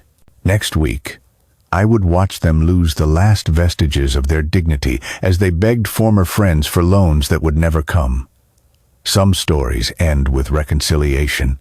Others end with justice. The best ones end with both the right people winning and the wrong people learning exactly what their choices cost them. This story, I suspected, was about to become one of the best.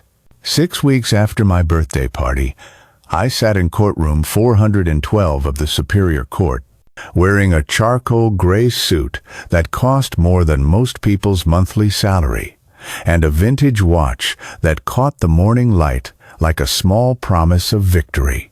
The hearing was a mere formality.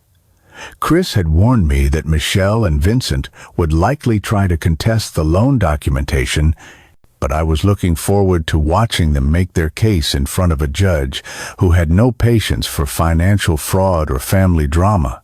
The Honorable Patrick Donovan, no relation to my lawyer Chris, despite the name, had a reputation for sharp intelligence and even sharper verdicts. He was in his late 50s, with a shock of steel-gray hair that suggested he had earned his authority through decades of cutting through lies and getting to the truth of complex matters. Michelle and Vincent entered the courtroom looking like refugees from their former lives. Vincent's designer clothes couldn't quite hide the stress weight he'd lost, or the dark circles under his carefully applied concealer.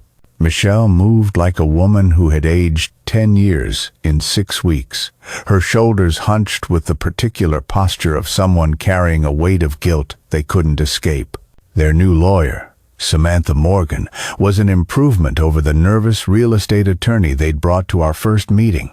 Morgan specialized in high-stakes financial litigation and had a reputation for aggressive tactics that sometimes bordered on the unethical. Apparently, Vincent's family had found enough money to hire better representation, though not enough to actually pay their debts. Your Honor, Morgan began, after the preliminary formalities, my clients are here today because they have been victimized by a vindictive family member who is using the legal system to settle personal grudges rather than legitimate financial disputes. Judge Donovan looked up from the file with the expression of someone who had heard this argument too many times to count. Miss Morgan, are you arguing that your clients did not receive $4 million from Mr. Harrington 8 years ago? No, Your Honor.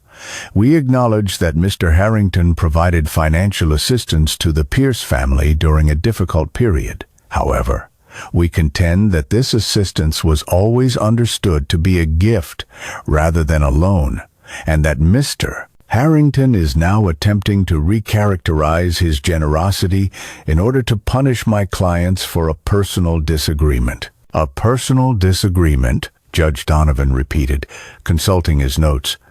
Would this be the incident at Mr. Harrington's birthday party where your client called him a gaudy old man in front of 40 witnesses? Morgan's face flushed slightly.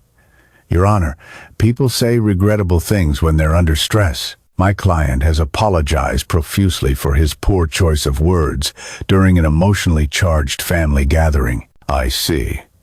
And your other client's contribution to this emotionally charged gathering? Ms. Harrington has acknowledged that she also spoke in anger, calling her father a nuisance. Again, this was an unfortunate moment of poor judgment for which she has expressed deep remorse. Judge Donovan set down the file and fixed Morgan with the kind of stare that had probably sent dozens of lying lawyers home to reconsider their career choices. Miss Morgan, in my experience, people who consider financial transfers to be gifts don't typically panic when asked to discuss repayment. They don't hire lawyers within hours of being served with collection documents. They don't attempt to hide assets or claim financial hardship while living in multi-million-dollar homes. Your Honor, I'm not finished. According to the documentation provided by Mr. Harrington's counsel, your clients have never once, in 8 years, acknowledged this transfer as a gift in any written communication. In fact, the evidence suggests they went to considerable lengths to avoid any written communication about the transfer at all. Chris leaned back in his chair with the satisfied expression of a lawyer watching his opponent's case collapse in real time. Furthermore, Judge Donovan continued. The court has reviewed the bankruptcy filings submitted by Teresa Pierce 2 years after receiving this gift from Mr. Harrington. In those filings, Ms. Pierce claimed to be insolvent while simultaneously hiding assets that were purchased with Mr. Harrington's money. This suggests fraud rather than confusion about the nature of the original transfer. Morgan tried one more approach. Your Honor, even if the court determines that this was intended as a loan, my clients argue that the 8-year delay in seeking repayment constitutes an abandonment of the debt. Mr. Harrington's failure to demand payment for nearly a decade suggests that he had no intention of collecting. Miss Morgan, Judge Donovan said, with the patience of someone explaining basic concepts to a slow child, failure to demand payment immediately does not constitute abandonment of debt. If it did, banks would lose billions of dollars every year to borrowers who simply ignored their obligations long enough. But, Your Honor, this is a family matter. Miss Morgan, family relationships do not exempt people from honoring their financial obligations.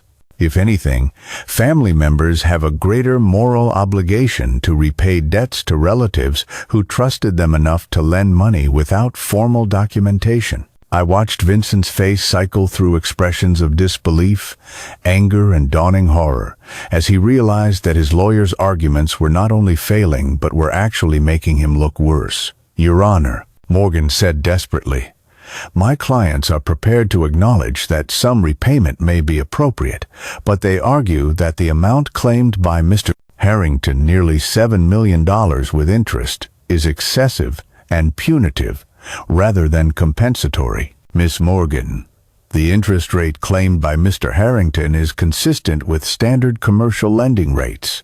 If your clients had borrowed this money from a bank rather than a family member, they would owe significantly more after 8 years of non-payment.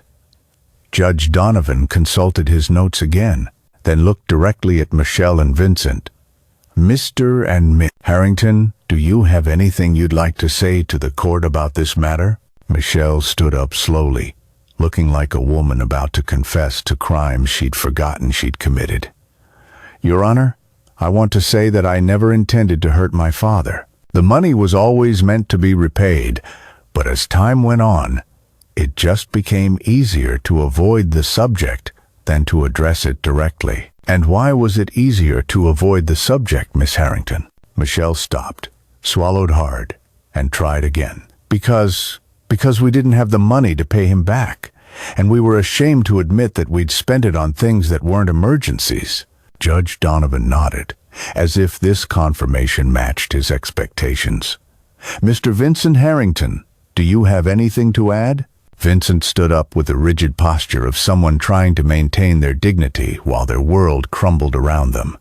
Your Honor, I want the court to know that Mr. Harrington has destroyed my family out of spite. My mother is facing federal prison because of information he provided to prosecutors. My marriage is over because of private investigators he hired to document my personal life. He's not seeking justice, he's seeking revenge. Mr. Harrington, Judge Donovan said quietly, are you suggesting that you should not face consequences for committing bankruptcy fraud because it might inconvenience your family? I'm suggesting that the punishment doesn't fit the crime. The punishment for bankruptcy fraud is determined by federal prosecutors and federal judges, not by your father-in-law. The consequences you are experiencing are the result of choices you and your family made over many years. Judge Donovan closed the file and looked around the courtroom with the air of someone about to deliver a verdict that would surprise no one. This court finds that the evidence clearly establishes that Mr. Walter Harrington provided a loan of $4 million to the Pierce family with the clear expectation of repayment. The court further finds that the defendants have failed to make any payments toward this debt, despite having the financial capacity to do so for several years. Vincent made a small sound that might have been a sob or a curse. The court awards judgment to Mr. Harrington in the amount of $6,800,000, representing the original loan plus accumulated interest at standard commercial rates. The defendants have 30 days to satisfy this judgment or face asset seizure proceedings. Your Honor, Morgan said quickly, my clients request time to file an appeal. Miss Morgan, your clients are welcome to appeal this decision. However, the judgment stands pending the outcome of any appellate proceedings, and the 30-day payment deadline remains in effect. Judge Donovan gathered his papers and stood up. This case represents a failure of family trust that has escalated into a legal matter because the parties involved chose deception over honesty. Mr. Harrington trusted his family to honor their obligations. That trust was violated.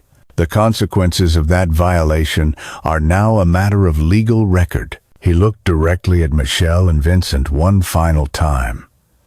Young people often mistake patience for weakness, generosity for stupidity, and kindness for gullibility. Today's judgment should serve as a stark reminder that underestimating someone based on their age or their willingness to help family is a costly mistake. Court is adjourned. The gavel came down with the finality of a door slamming shut, and I felt something settle in my chest that I hadn't experienced in 8 years. Complete vindication. Outside the courthouse, Vincent tried to approach me, while Michelle hung back like a woman afraid of her own shadow. "Walter," he said, his voice laced with desperation, "please, we can work something out." "We can, Vincent," I said calmly, adjusting the cuff of my shirt with deliberate precision. "You have 30 days to pay me what you owe. How you raise the money is entirely your concern. You know we can't raise $7 million in 30 days. Then you should have thought about that before you built your life on stolen money and called me a gaudy old man. Please, I'm begging you, show some mercy." I looked at this man who had humiliated me in public, who had spent 8 years treating me like an inconvenience, who had destroyed my relationship with my daughter through his manipulation and contempt. "Vincent," I said gently, "you had 8 years to show mercy. 8 years to acknowledge the debt, to offer partial payments, to treat me with the respect owed to someone who saved your family from bankruptcy. Instead, you chose arrogance and cruelty. That was a mistake. I was young and stupid. You were 35 years old when you called me a gaudy old man. That's not young, Vincent. That's old enough to know better." I turned to walk away, then paused and looked back at him one final time. "You wanted to know what kind of father destroys his own family over money? Let me tell you what kind of father I am. I'm the kind who remembers every kindness and every cruelty, who rewards loyalty and punishes betrayal, who understands that respect is earned rather than inherited. I'm the kind of father who spent 8 years hoping his family would prove worthy of his generosity, and who spent 6 weeks proving what happens when that hope is disappointed. I'm the kind of father who believes that some lessons can only be learned through pain, and that some people only find wisdom when they lose everything else."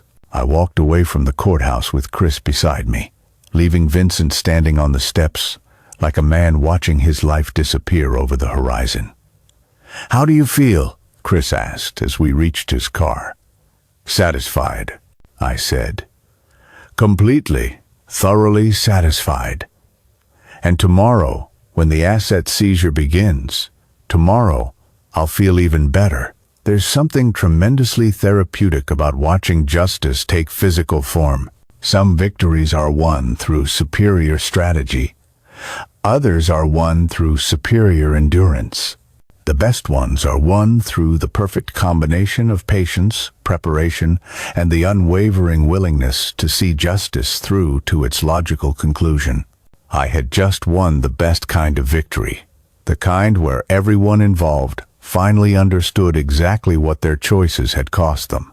The asset seizure began on a crisp Monday morning in November, exactly 31 days after Judge Donovan's verdict. I arrived at Michelle and Vincent's house at 8 a.m. in my silver Bentley, wearing a black wool coat and my grandfather's signet ring, the one he wore to his own father's funeral, believing that some occasions required jewelry with a certain gravitas. Daniel Logan met me at the end of their long driveway with a cup of coffee and a clipboard, looking like a man who genuinely enjoyed his work. "They tried to move some assets over the weekend," he reported. "Attempted to transfer ownership of Vincent's car to his father. Tried to put some of his expensive watches in a safe deposit box under his sister's name. Standard panic behavior." Were they successful? Not even close. Chris had restraining orders in place within hours. Everything gets seized, catalogued, and sold to satisfy the judgment. The sheriff's deputies arrived at exactly 9, followed by a team of professional liquidators, appraisers, and the kind of organized efficiency that turns a family's life into a series of inventory items. I watched from my car as they methodically removed everything that had been purchased with money that traced back to my $4 million loan. Vincent stood in his doorway wearing a bathrobe, and yesterday's 5 o'clock shadow looking like a man who had finally understood that his actions had consequences he couldn't negotiate away. Michelle was nowhere to be seen, according to Dan's report. She'd been staying at a cheap motel since the divorce papers were filed, trying to salvage what little remained of her consulting business. The house will be auctioned next month, Dan continued. Based on current market conditions, it should bring in about $3 million.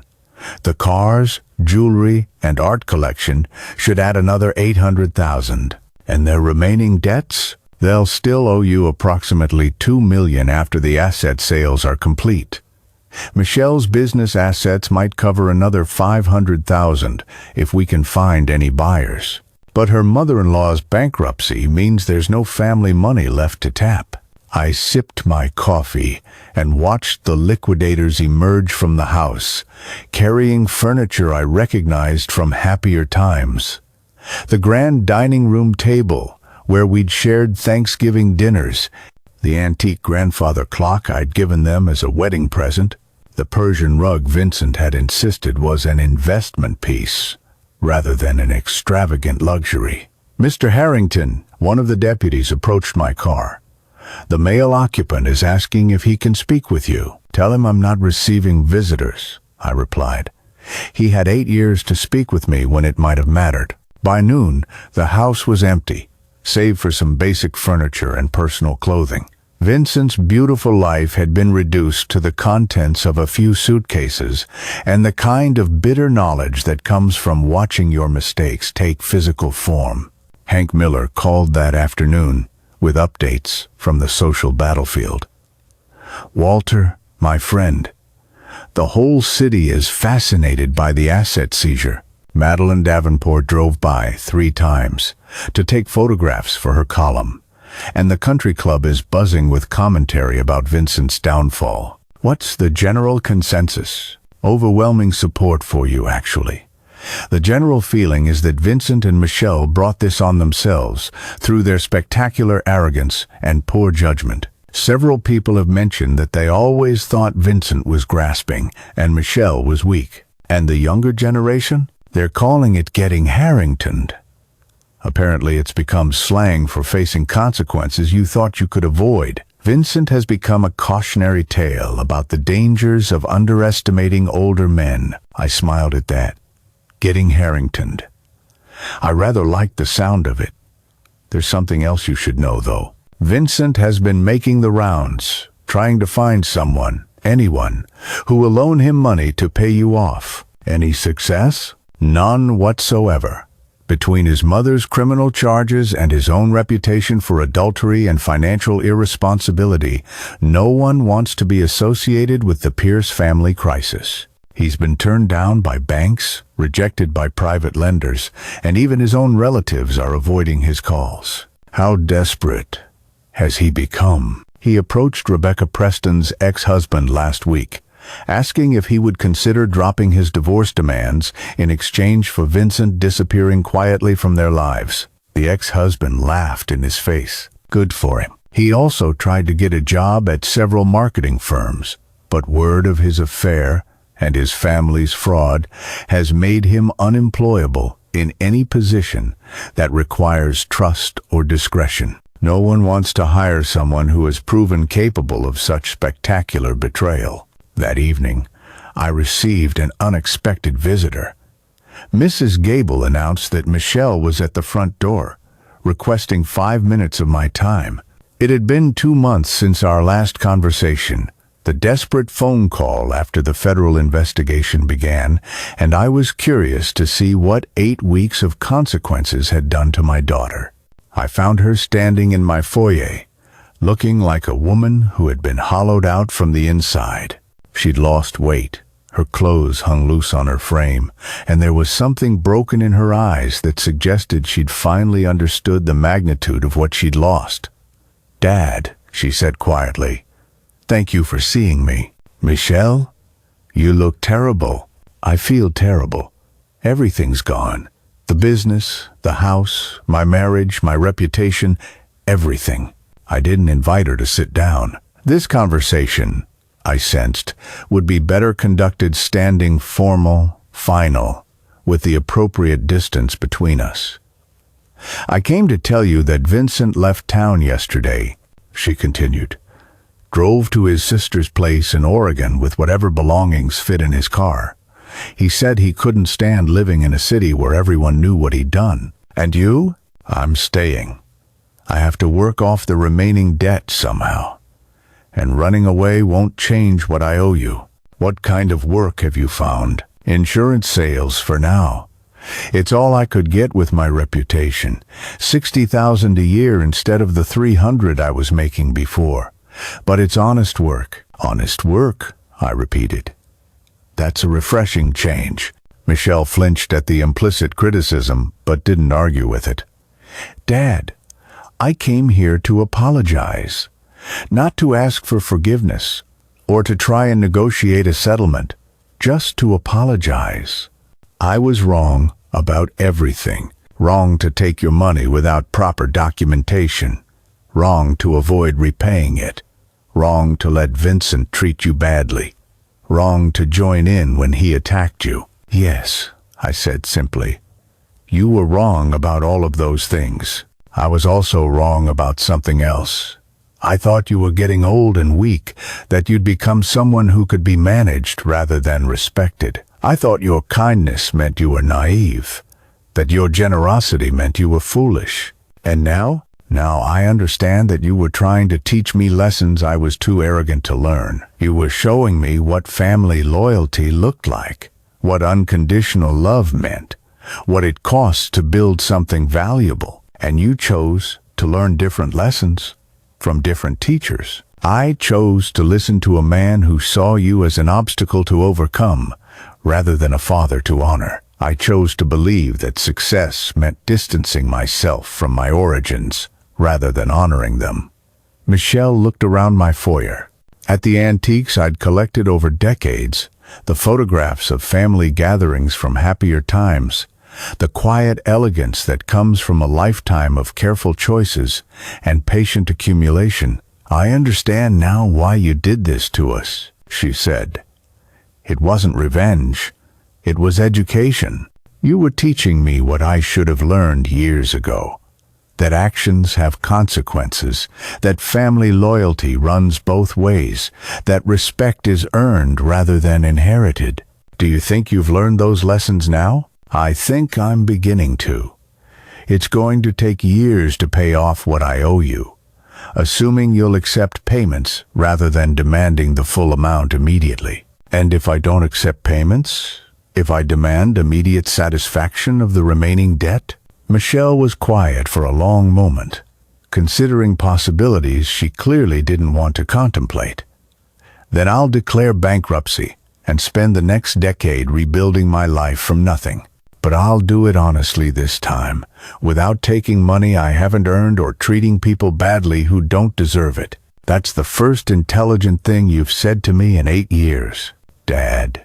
Her voice carried a note of hope I hadn't heard since she was a child. "Is there any chance, any possibility, that we could rebuild our relationship? Not now, obviously. I understand that trust takes time to earn, and I've proven myself untrustworthy. But someday, maybe, if I can show you that I've learned these lessons and become worthy of being your daughter again." I looked at this woman, who had once been my beautiful, beloved child, who had grown into someone I didn't recognize, who was now asking to become someone I might learn to respect again. "Michelle, I said carefully. I will always be your father. That's a biological fact that doesn't change, regardless of your behavior. But being your father and being someone who trusts you, respects you, and enjoys your company are entirely different things. I understand. Those things, trust, respect, affection, they're earned through consistent actions over time. They're not gifts to be given or privileges to be inherited. They're the result of character, proven through choices made when no one is watching. So there's a chance, there's an opportunity. An opportunity for you to spend the next several years proving that you've learned what this experience was meant to teach you. An opportunity to demonstrate that you understand the difference between being sorry and being changed. And if I can prove that, if I can show you that I've become worthy of being your daughter again, I moved to the front door and opened it, a clear signal that our conversation was ending. Then we'll see, Michelle. We'll see if the woman you become is someone I want to have a relationship with. She walked to the door, then paused and looked back at me. Dad, I love you. I know I have no right to say that after what I've done, and I know it doesn't change anything. But I wanted you to know, Michelle, I said gently. Love is not words. Love is not feelings. Love is actions, consistently taken over time, in service of someone else's well-being. When you understand that, you'll understand why what you did wasn't love, regardless of what you felt. And when I can demonstrate that kind of love, then maybe we'll have something to build on. After she left, I sat in my living room with a glass of wine and contemplated the strange satisfaction of watching justice take human form. Michelle was broken, humbled, beginning to understand lessons that should have been learned decades ago. Vincent was gone, exiled by his own choices to a life of diminished circumstances and permanent shame. Their empire had crumbled, their marriage had ended, their social standing had evaporated, and their future had been reduced to whatever they could build with their own efforts rather than other people's money. Some fathers would feel guilty about such thorough destruction.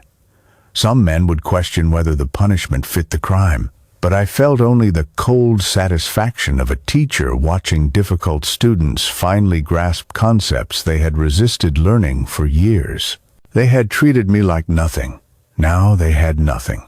They had called me a nuisance. Now they were nuisances themselves, unwelcome everywhere they went. They had built their lives on my money while pretending I didn't matter. Now their lives were gone, and I was the only person in their world who mattered at all. Some lessons can only be learned through loss.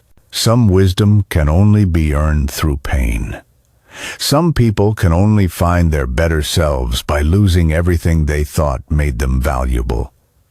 I was 63 years old. I had silver hair and a collection of fine watches. And I had just completed the most thorough and satisfying education in consequences that any family had ever received. Tomorrow, I would begin the pleasant work of deciding whether redemption was possible, and if so, what price it would require. 3 months after the asset seizure, I was enjoying my morning coffee and reviewing investment statements when Mrs. Gable announced that Vincent had returned from Oregon and was requesting an urgent meeting. This was surprising news.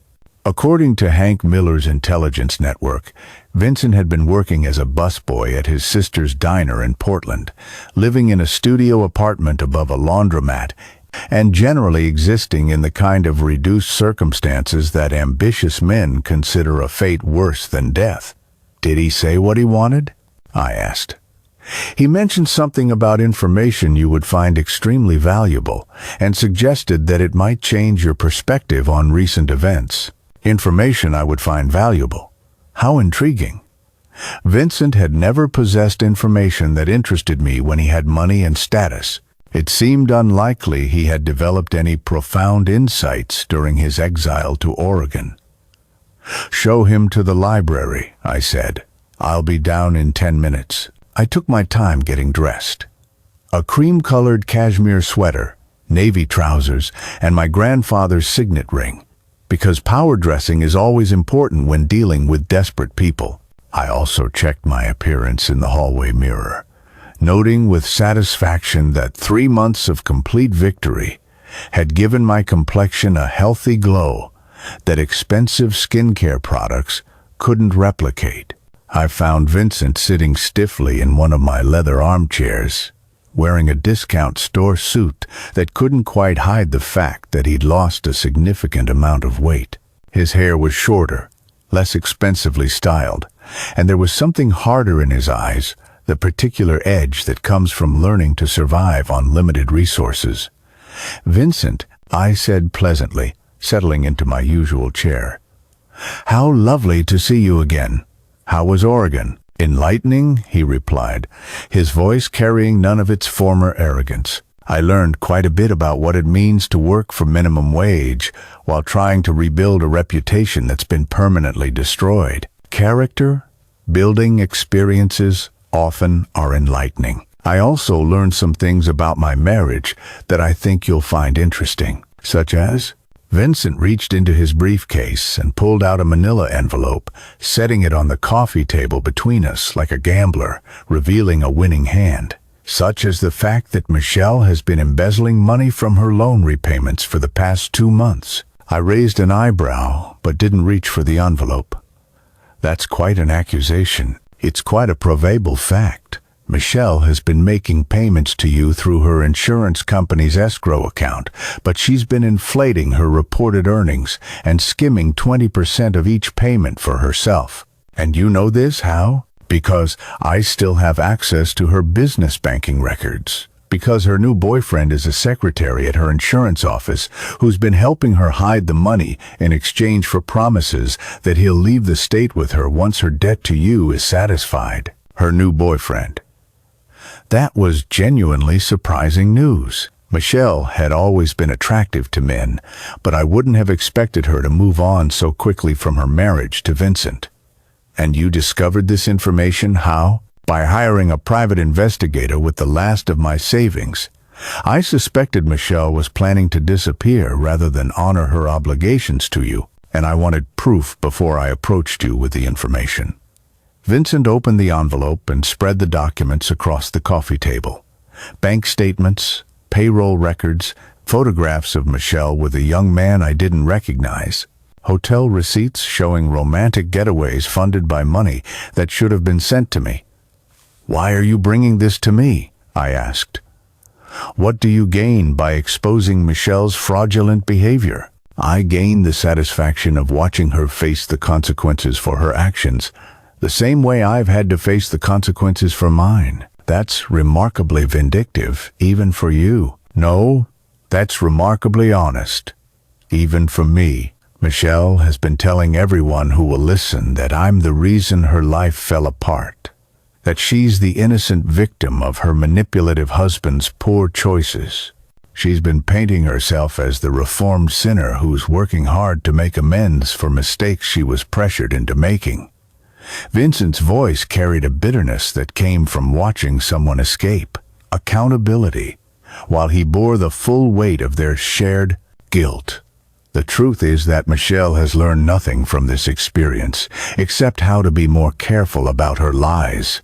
She's not honoring her debt to you out of genuine remorse. She's planning to steal enough money to fund her escape to a state where you can't easily pursue her."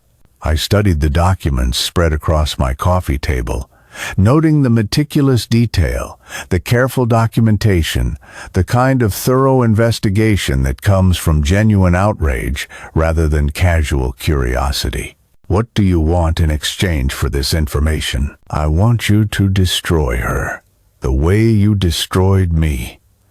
I want her to face the same social exile, the same financial ruin, the same permanent consequences that I've been living with. And if I choose not to act on this information, then Michelle gets away with stealing from you while I continue paying the price for crimes we committed together. And frankly, Mr. Harrington, that doesn't seem like the kind of outcome a man like you would tolerate." Vincent was right, of course. I had not spent months orchestrating the perfect revenge, only to allow Michel to escape through theft and deception. But I was curious about his motivations, beyond simple vindictiveness. Vincent, let me ask you something. 3 months ago, you were begging me for mercy, asking me to show compassion for family, trying to preserve your marriage and your lifestyle. Now you're actively working to destroy the woman you were married to for 7 years. What changed? Vincent was quiet for a long moment, looking out my window at the garden where roses bloomed despite the autumn chill. I spent 3 months working in a diner, living in a studio apartment, shopping at thrift stores, and being treated like the kind of person I used to look down on, he said finally. I learned what it means to survive on your own efforts rather than other people's money. And I realized that I had never been the kind of person I thought I was. I thought I was sophisticated, successful, worthy of the luxury lifestyle Michel and I enjoyed. But that lifestyle was built on money you gave us, connections we inherited rather than earned, respect we never deserved. Go on. I also realized that Michel has never been the kind of person I thought she was. I thought she was weak, but essentially good. Easily influenced, but fundamentally honest. Turns out, she's just weak and dishonest, willing to lie and steal and manipulate when it serves her purposes. Vincent picked up one of the photographs showing Michel with her new boyfriend at an expensive restaurant. This picture was taken last week, Mr. Harrington. Michel took this man to the Gilded Spoon, the same restaurant where we celebrated our anniversary every year, and paid for the dinner with money she stole from your loan repayments. How much has she stolen? Approximately $40,000 over the past 2 months. Not enough to significantly reduce what she owes you, but enough to fund a comfortable lifestyle while she plans her escape strategy. I gathered the documents and photographs, studying them with the careful attention I'd once given to complex legal briefs. The evidence was damning and well documented. Michel had indeed been systematic about her theft, creating false paperwork and inflated earnings reports to justify keeping money that belonged to me. Vincent, I said finally, I appreciate you bringing this information to my attention. Michel's betrayal of her debt obligations is certainly something I'll need to address. Is that all? What else did you expect? I expected you to be angry. I expected you to want immediate revenge against the daughter who's been stealing from you while pretending to honor her obligations. I smiled at him, the same cold smile I'd perfected over 40 years of negotiations where someone had tried to cheat me. Vincent, my boy, I am angry. But I'm also strategic. Anger without strategy is just emotion. Strategy without anger is just business. The combination of the two is justice. So, what will you do? I'll do what I always do when someone attempts to defraud me. I'll make sure the consequences are proportional to the crime and permanent enough to prevent repetition. And Michel's boyfriend will learn that choosing to help steal money from Walter Harrington is the kind of career decision that follows you for the rest of your professional life. Vincent leaned back in his chair with something that might have been satisfaction. There's one more thing, he said. Michel has been telling people that you're senile, that you don't really understand what's happening with your finances, that she's managing your affairs out of concern for your mental health. He had indeed. He'd been setting up a narrative where he was the caring son-in-law, protecting his confused father-in-law from unscrupulous lawyers who were taking advantage of his declining faculties. I felt something sharp and cold settle in my chest. Not anger, exactly, but a crystalline clarity about the scope of Michel's betrayal. It was one thing to steal money. It was quite another to undermine my reputation and competence in service of that theft. Thank you for telling me that, Vincent. It's useful information. What happens now? Now, Now Michelle learns that attempting to steal from me while questioning my mental competence is the kind of mistake that destroys families permanently. And me? I looked at this man who had humiliated me in public, destroyed my relationship with my daughter, and now sat in my library offering to help destroy the woman he'd once claimed to love. "Vincent," I said carefully, "you've committed many sins, but today you've done something valuable. You've provided information that serves justice rather than your own personal interest. That's worth noting. Worth noting enough to forgive me? Worth noting enough to acknowledge that people can change, given sufficient motivation and consequences. Whether you've changed enough to deserve forgiveness remains to be seen." Vincent stood up to leave, gathering his briefcase and coat with the careful movements of someone who had learned to value possessions because they were difficult to replace. "Mr. Harrington," he said at the door, "I know this doesn't change anything between us, and I know I have no right to ask for anything after what I did to you. But when you destroy Michelle, and I know you will please remember that she chose her path, just like I chose mine. Neither of us was forced to treat you badly. We both made calculated decisions to take advantage of your generosity. Why is that important? Because Michelle is going to claim she was influenced by me, pressured by my family, led astray by my bad judgment. She's going to try to escape responsibility by blaming everyone except herself. And you want me to know that's not true? I want you to know that Michelle has always been exactly who she is now. A woman who takes what she wants and blames other people when the consequences arrive. I didn't corrupt her, Mr. Harrington. I just gave her permission to show you who she really was." After Vincent left, I spent the afternoon reviewing the evidence he'd provided and making phone calls to people who specialized in investigating financial fraud. By evening, I had confirmation that Michelle's theft was even more extensive than Vincent had discovered. She'd been skimming money not just from my loan repayments, but from insurance premiums paid by her clients. Chris arrived at my house after dinner, bringing additional documents and the kind of grim satisfaction that comes from discovering that someone you've never liked is exactly as dishonest as you suspected. "Michelle has been operating a systematic embezzlement scheme," he reported, spreading papers across my dining room table. "Client premiums, your loan payments, even expense reimbursements from her insurance company. She's stolen approximately $120,000 over the past 4 months, and she was planning to disappear to Nevada with her boyfriend once she'd accumulated enough money to start over. They've already put a deposit on an apartment in Las Vegas, and her boyfriend has been interviewing for jobs there. What's his name? Jason Parker. 26 years old, recently divorced, works as a secretary at her insurance office.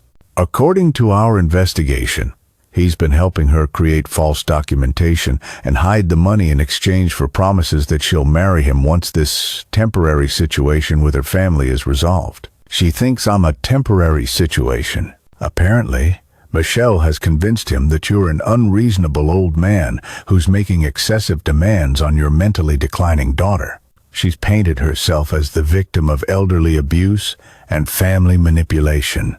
I set down my wine glass and considered the full scope of Michelle's betrayal. It wasn't enough for her to steal from me. She had to destroy my reputation in the process, creating a narrative where I was the villain and she was the victim. "Chris, I want you to do something for me." "What's that?" "I want you to arrange a meeting with the insurance commissioner, the district attorney, and the FBI's Financial Crimes Unit. Michelle has committed federal wire fraud, state insurance fraud, and probably a dozen other felonies. I want her prosecuted to the fullest extent of the law. That could result in significant prison time for your daughter, Walter." "Good. Some lessons can only be learned in federal prison. And Jason Parker, he's an accessory to every crime she's committed. He should face the same consequences she faces." Chris made notes on his legal pad, the scratching of his pen the only sound in my quiet dining room. "Walter," he said without looking up, "I have to ask, are you certain you want to send your own daughter to prison? Once we start a federal prosecution, there's no going back. Michelle will have a permanent criminal record that will follow her for the rest of her life."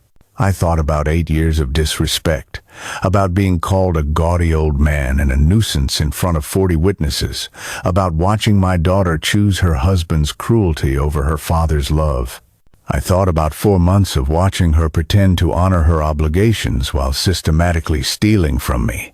Most of all, I thought about her telling people I was senile, that I was a confused old man, being manipulated by unscrupulous lawyers, that she was the caring daughter protecting her declining father from financial predators. "Chris," I said finally, "Michelle stopped being my daughter the moment she chose to steal from me while questioning my mental competence.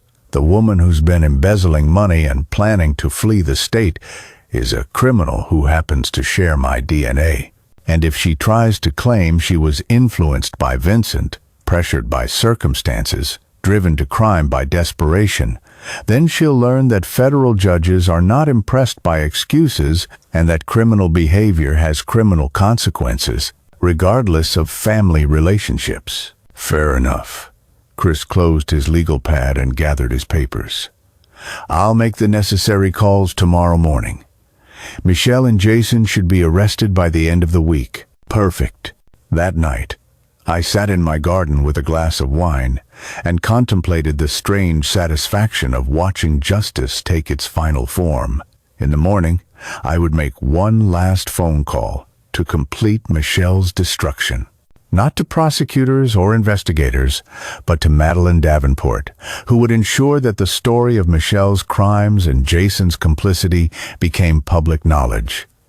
Some families end with reconciliation, others end with justice. Mine, it seemed, was ending with both.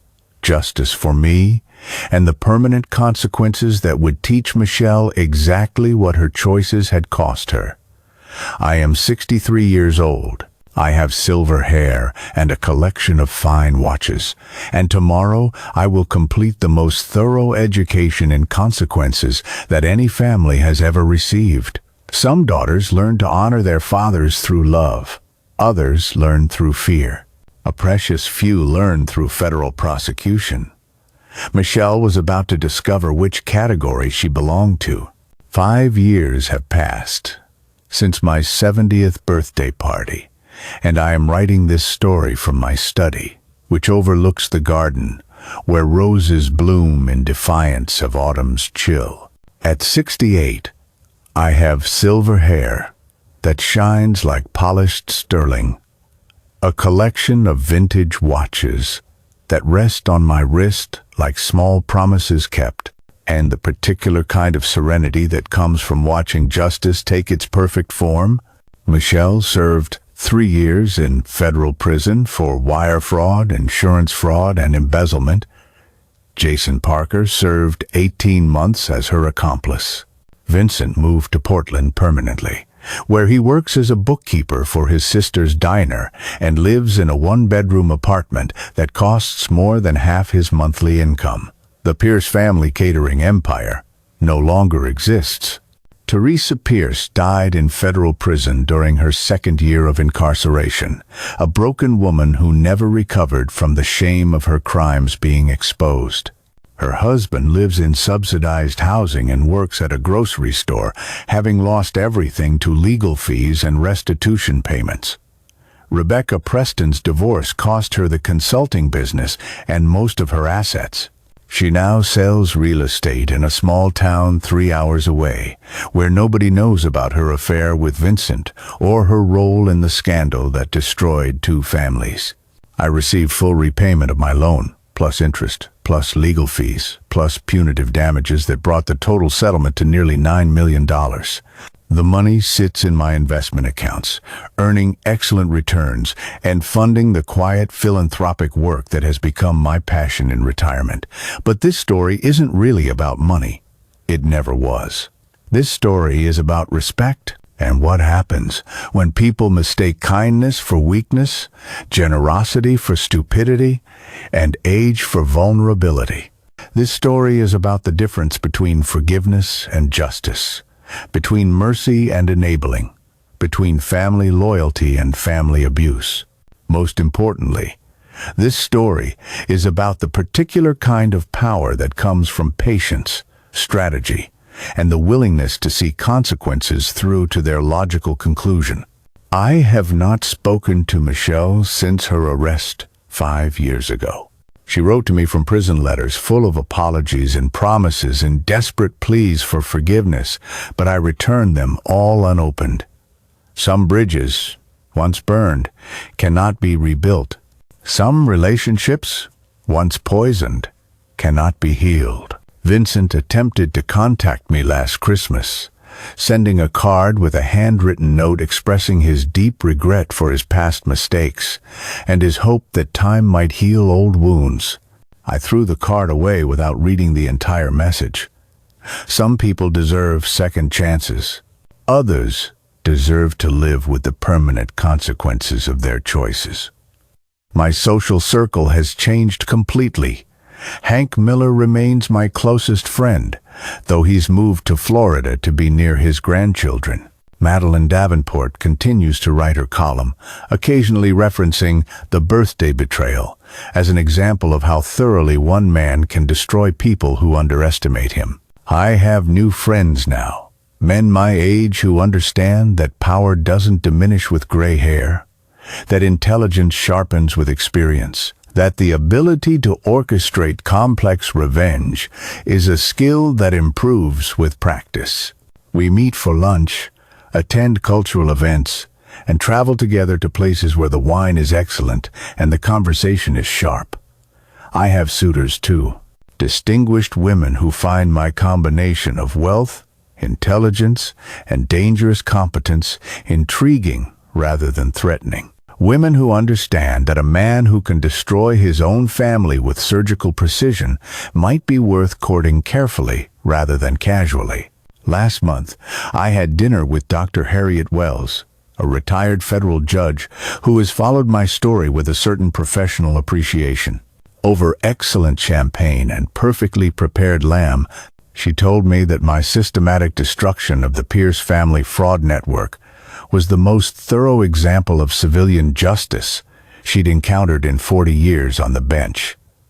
"You didn't just seek revenge," she said, raising her glass in a toast. "You created consequences that fit the crimes, delivered through proper legal channels, with permanent results that serve as a deterrent to others who might consider similar behavior." "Thank you," I replied.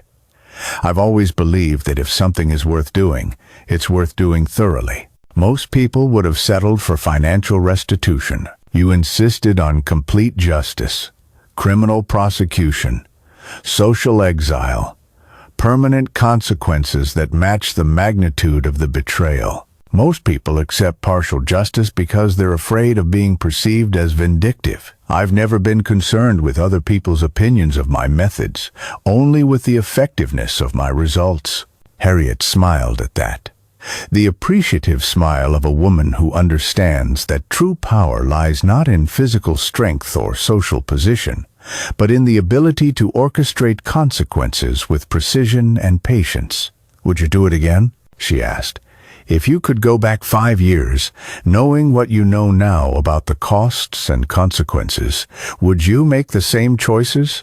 I considered the question while watching candlelight dance across the crystal and silver, reflecting on the path that had brought me from a humiliated father to an avenging angel, to a peaceful man dining with an intelligent woman who found my story fascinating rather than frightening. "Without hesitation," I answered. "Every choice, every strategy, every consequence was exactly what the situation required. Michelle and Vincent and the Pierce family learned lessons they could have learned no other way. And I learned that justice delayed is not justice denied. Sometimes it's justice perfected. And your regrets? I regret that the lessons were necessary. I regret that my generosity was mistaken for weakness. I regret that 8 years of patience and kindness were repaid with contempt and cruelty. But you don't regret your response to that treatment, Harriet. Let me tell you something about regret. Regret is what weak people feel when they fail to act decisively. Regret is what victims experience when they allow themselves to be repeatedly abused. Regret is the luxury of people who choose inaction over justice. I leaned forward, allowing her to see the steel that still lurked behind my carefully composed expression and perfectly knotted tie.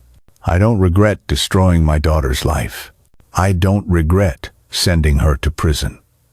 I don't regret reducing Vincent to poverty and exile. I don't regret exposing the Pierce family's fraud or orchestrating their complete social and financial ruin. What do you feel then instead of regret? Satisfaction. Complete, perfect satisfaction.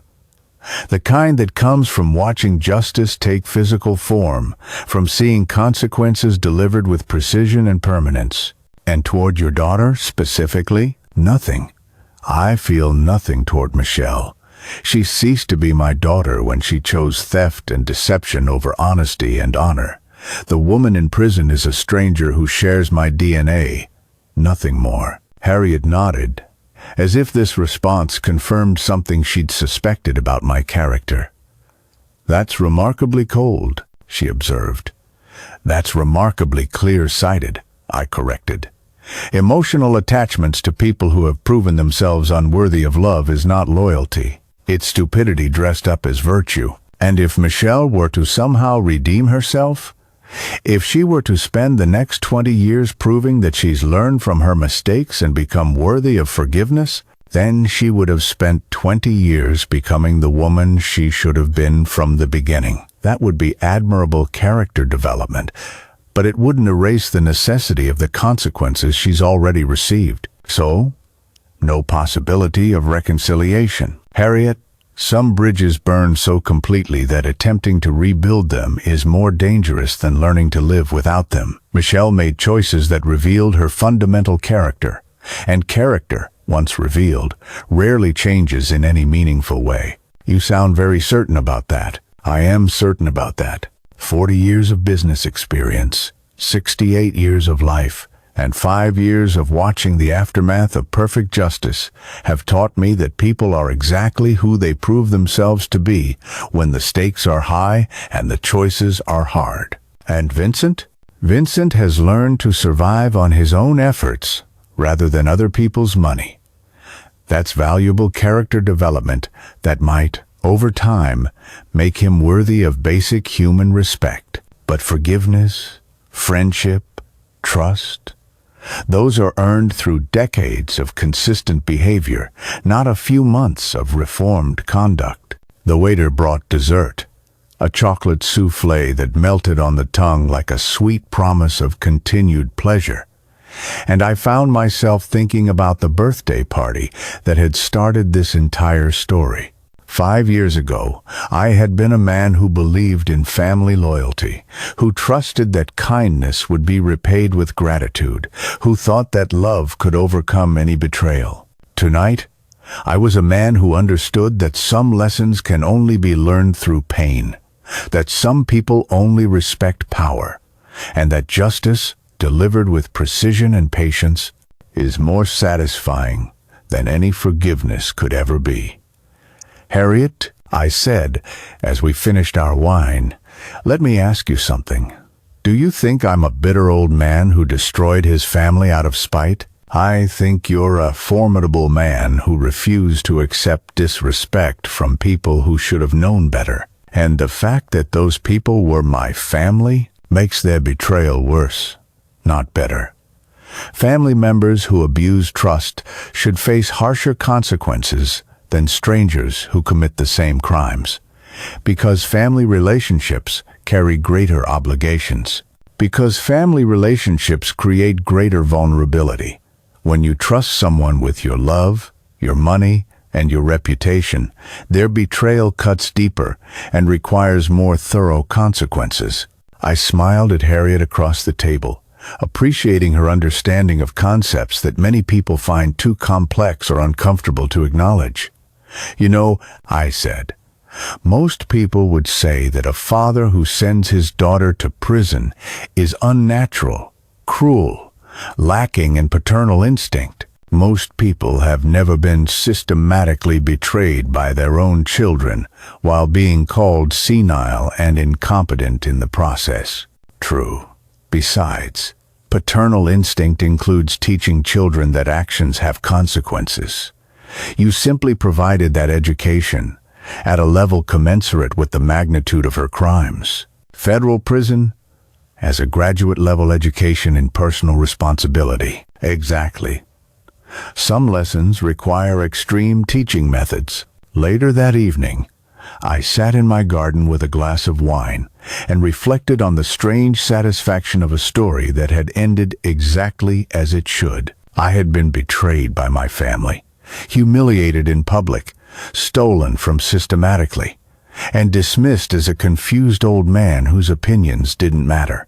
In response, I had destroyed their lives so thoroughly that they would never recover their former status, never rebuild their reputations, and never again underestimate the power of an intelligent man with time, money, and the patience to orchestrate perfect revenge.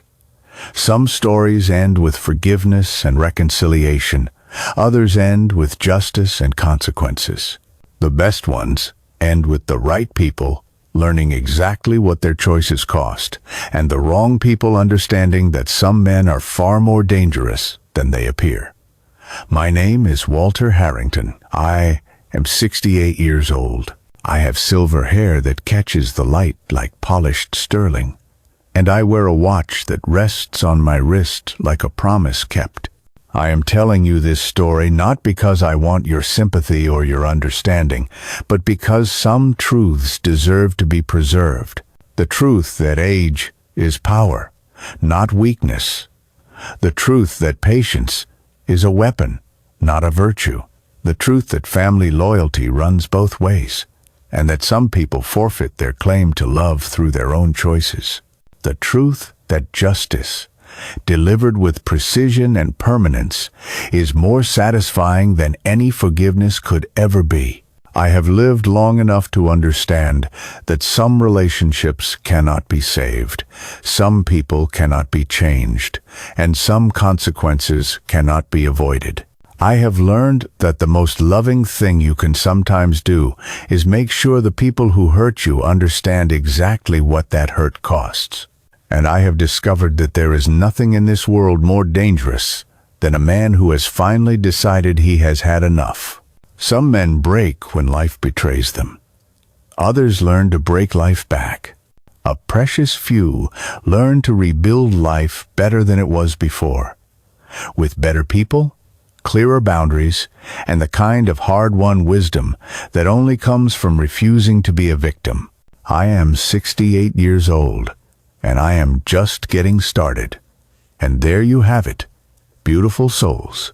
The complete story of Walter Harrington, a man who refused to let age make him invisible, disrespect make him weak, or family betrayal go unanswered. This isn't just a story about revenge. It's a story about reclaiming your power, about understanding that your worth doesn't diminish with age. It crystallizes into something far more valuable: wisdom, strategy, and the absolute refusal to be anyone's victim. If this story resonated with you, if you see yourself in Walter's journey from doormat to warrior, if you're tired of being told to take the high road while everyone else walks all over you, then our book, Reclaiming Your Peace After Pain, is written exactly for you. This isn't just about healing from betrayal. It's about becoming the kind of person who never has to heal from the same wound twice. In our book, you'll discover the same strategic thinking that Walter used to orchestrate perfect justice. You'll learn how to set boundaries that actually protect you, how to recognize manipulation before it destroys you, and how to respond to betrayal with the precision of a surgeon and the patience of a master strategist. Most importantly, you'll understand that forgiveness is a choice, not an obligation, and that sometimes the most loving thing you can do is make sure people understand exactly what their actions cost. The link is in the description box below. Click it, buy it, and start your transformation today. Because here's what I want you to remember. Your story isn't over until you say it's over. And some of the most powerful chapters are written by men who refuse to go quietly into anyone's version of who they should be. Walter Harrington spent 5 years teaching his family that underestimating a man is the most expensive mistake anyone can make. Now it's your turn to become the kind of person who never gets underestimated twice. If you like this story, please like this video, subscribe to the channel, and share your impressions of this story in the comments. To listen to the next story, click on the box on the left. Thank you for watching.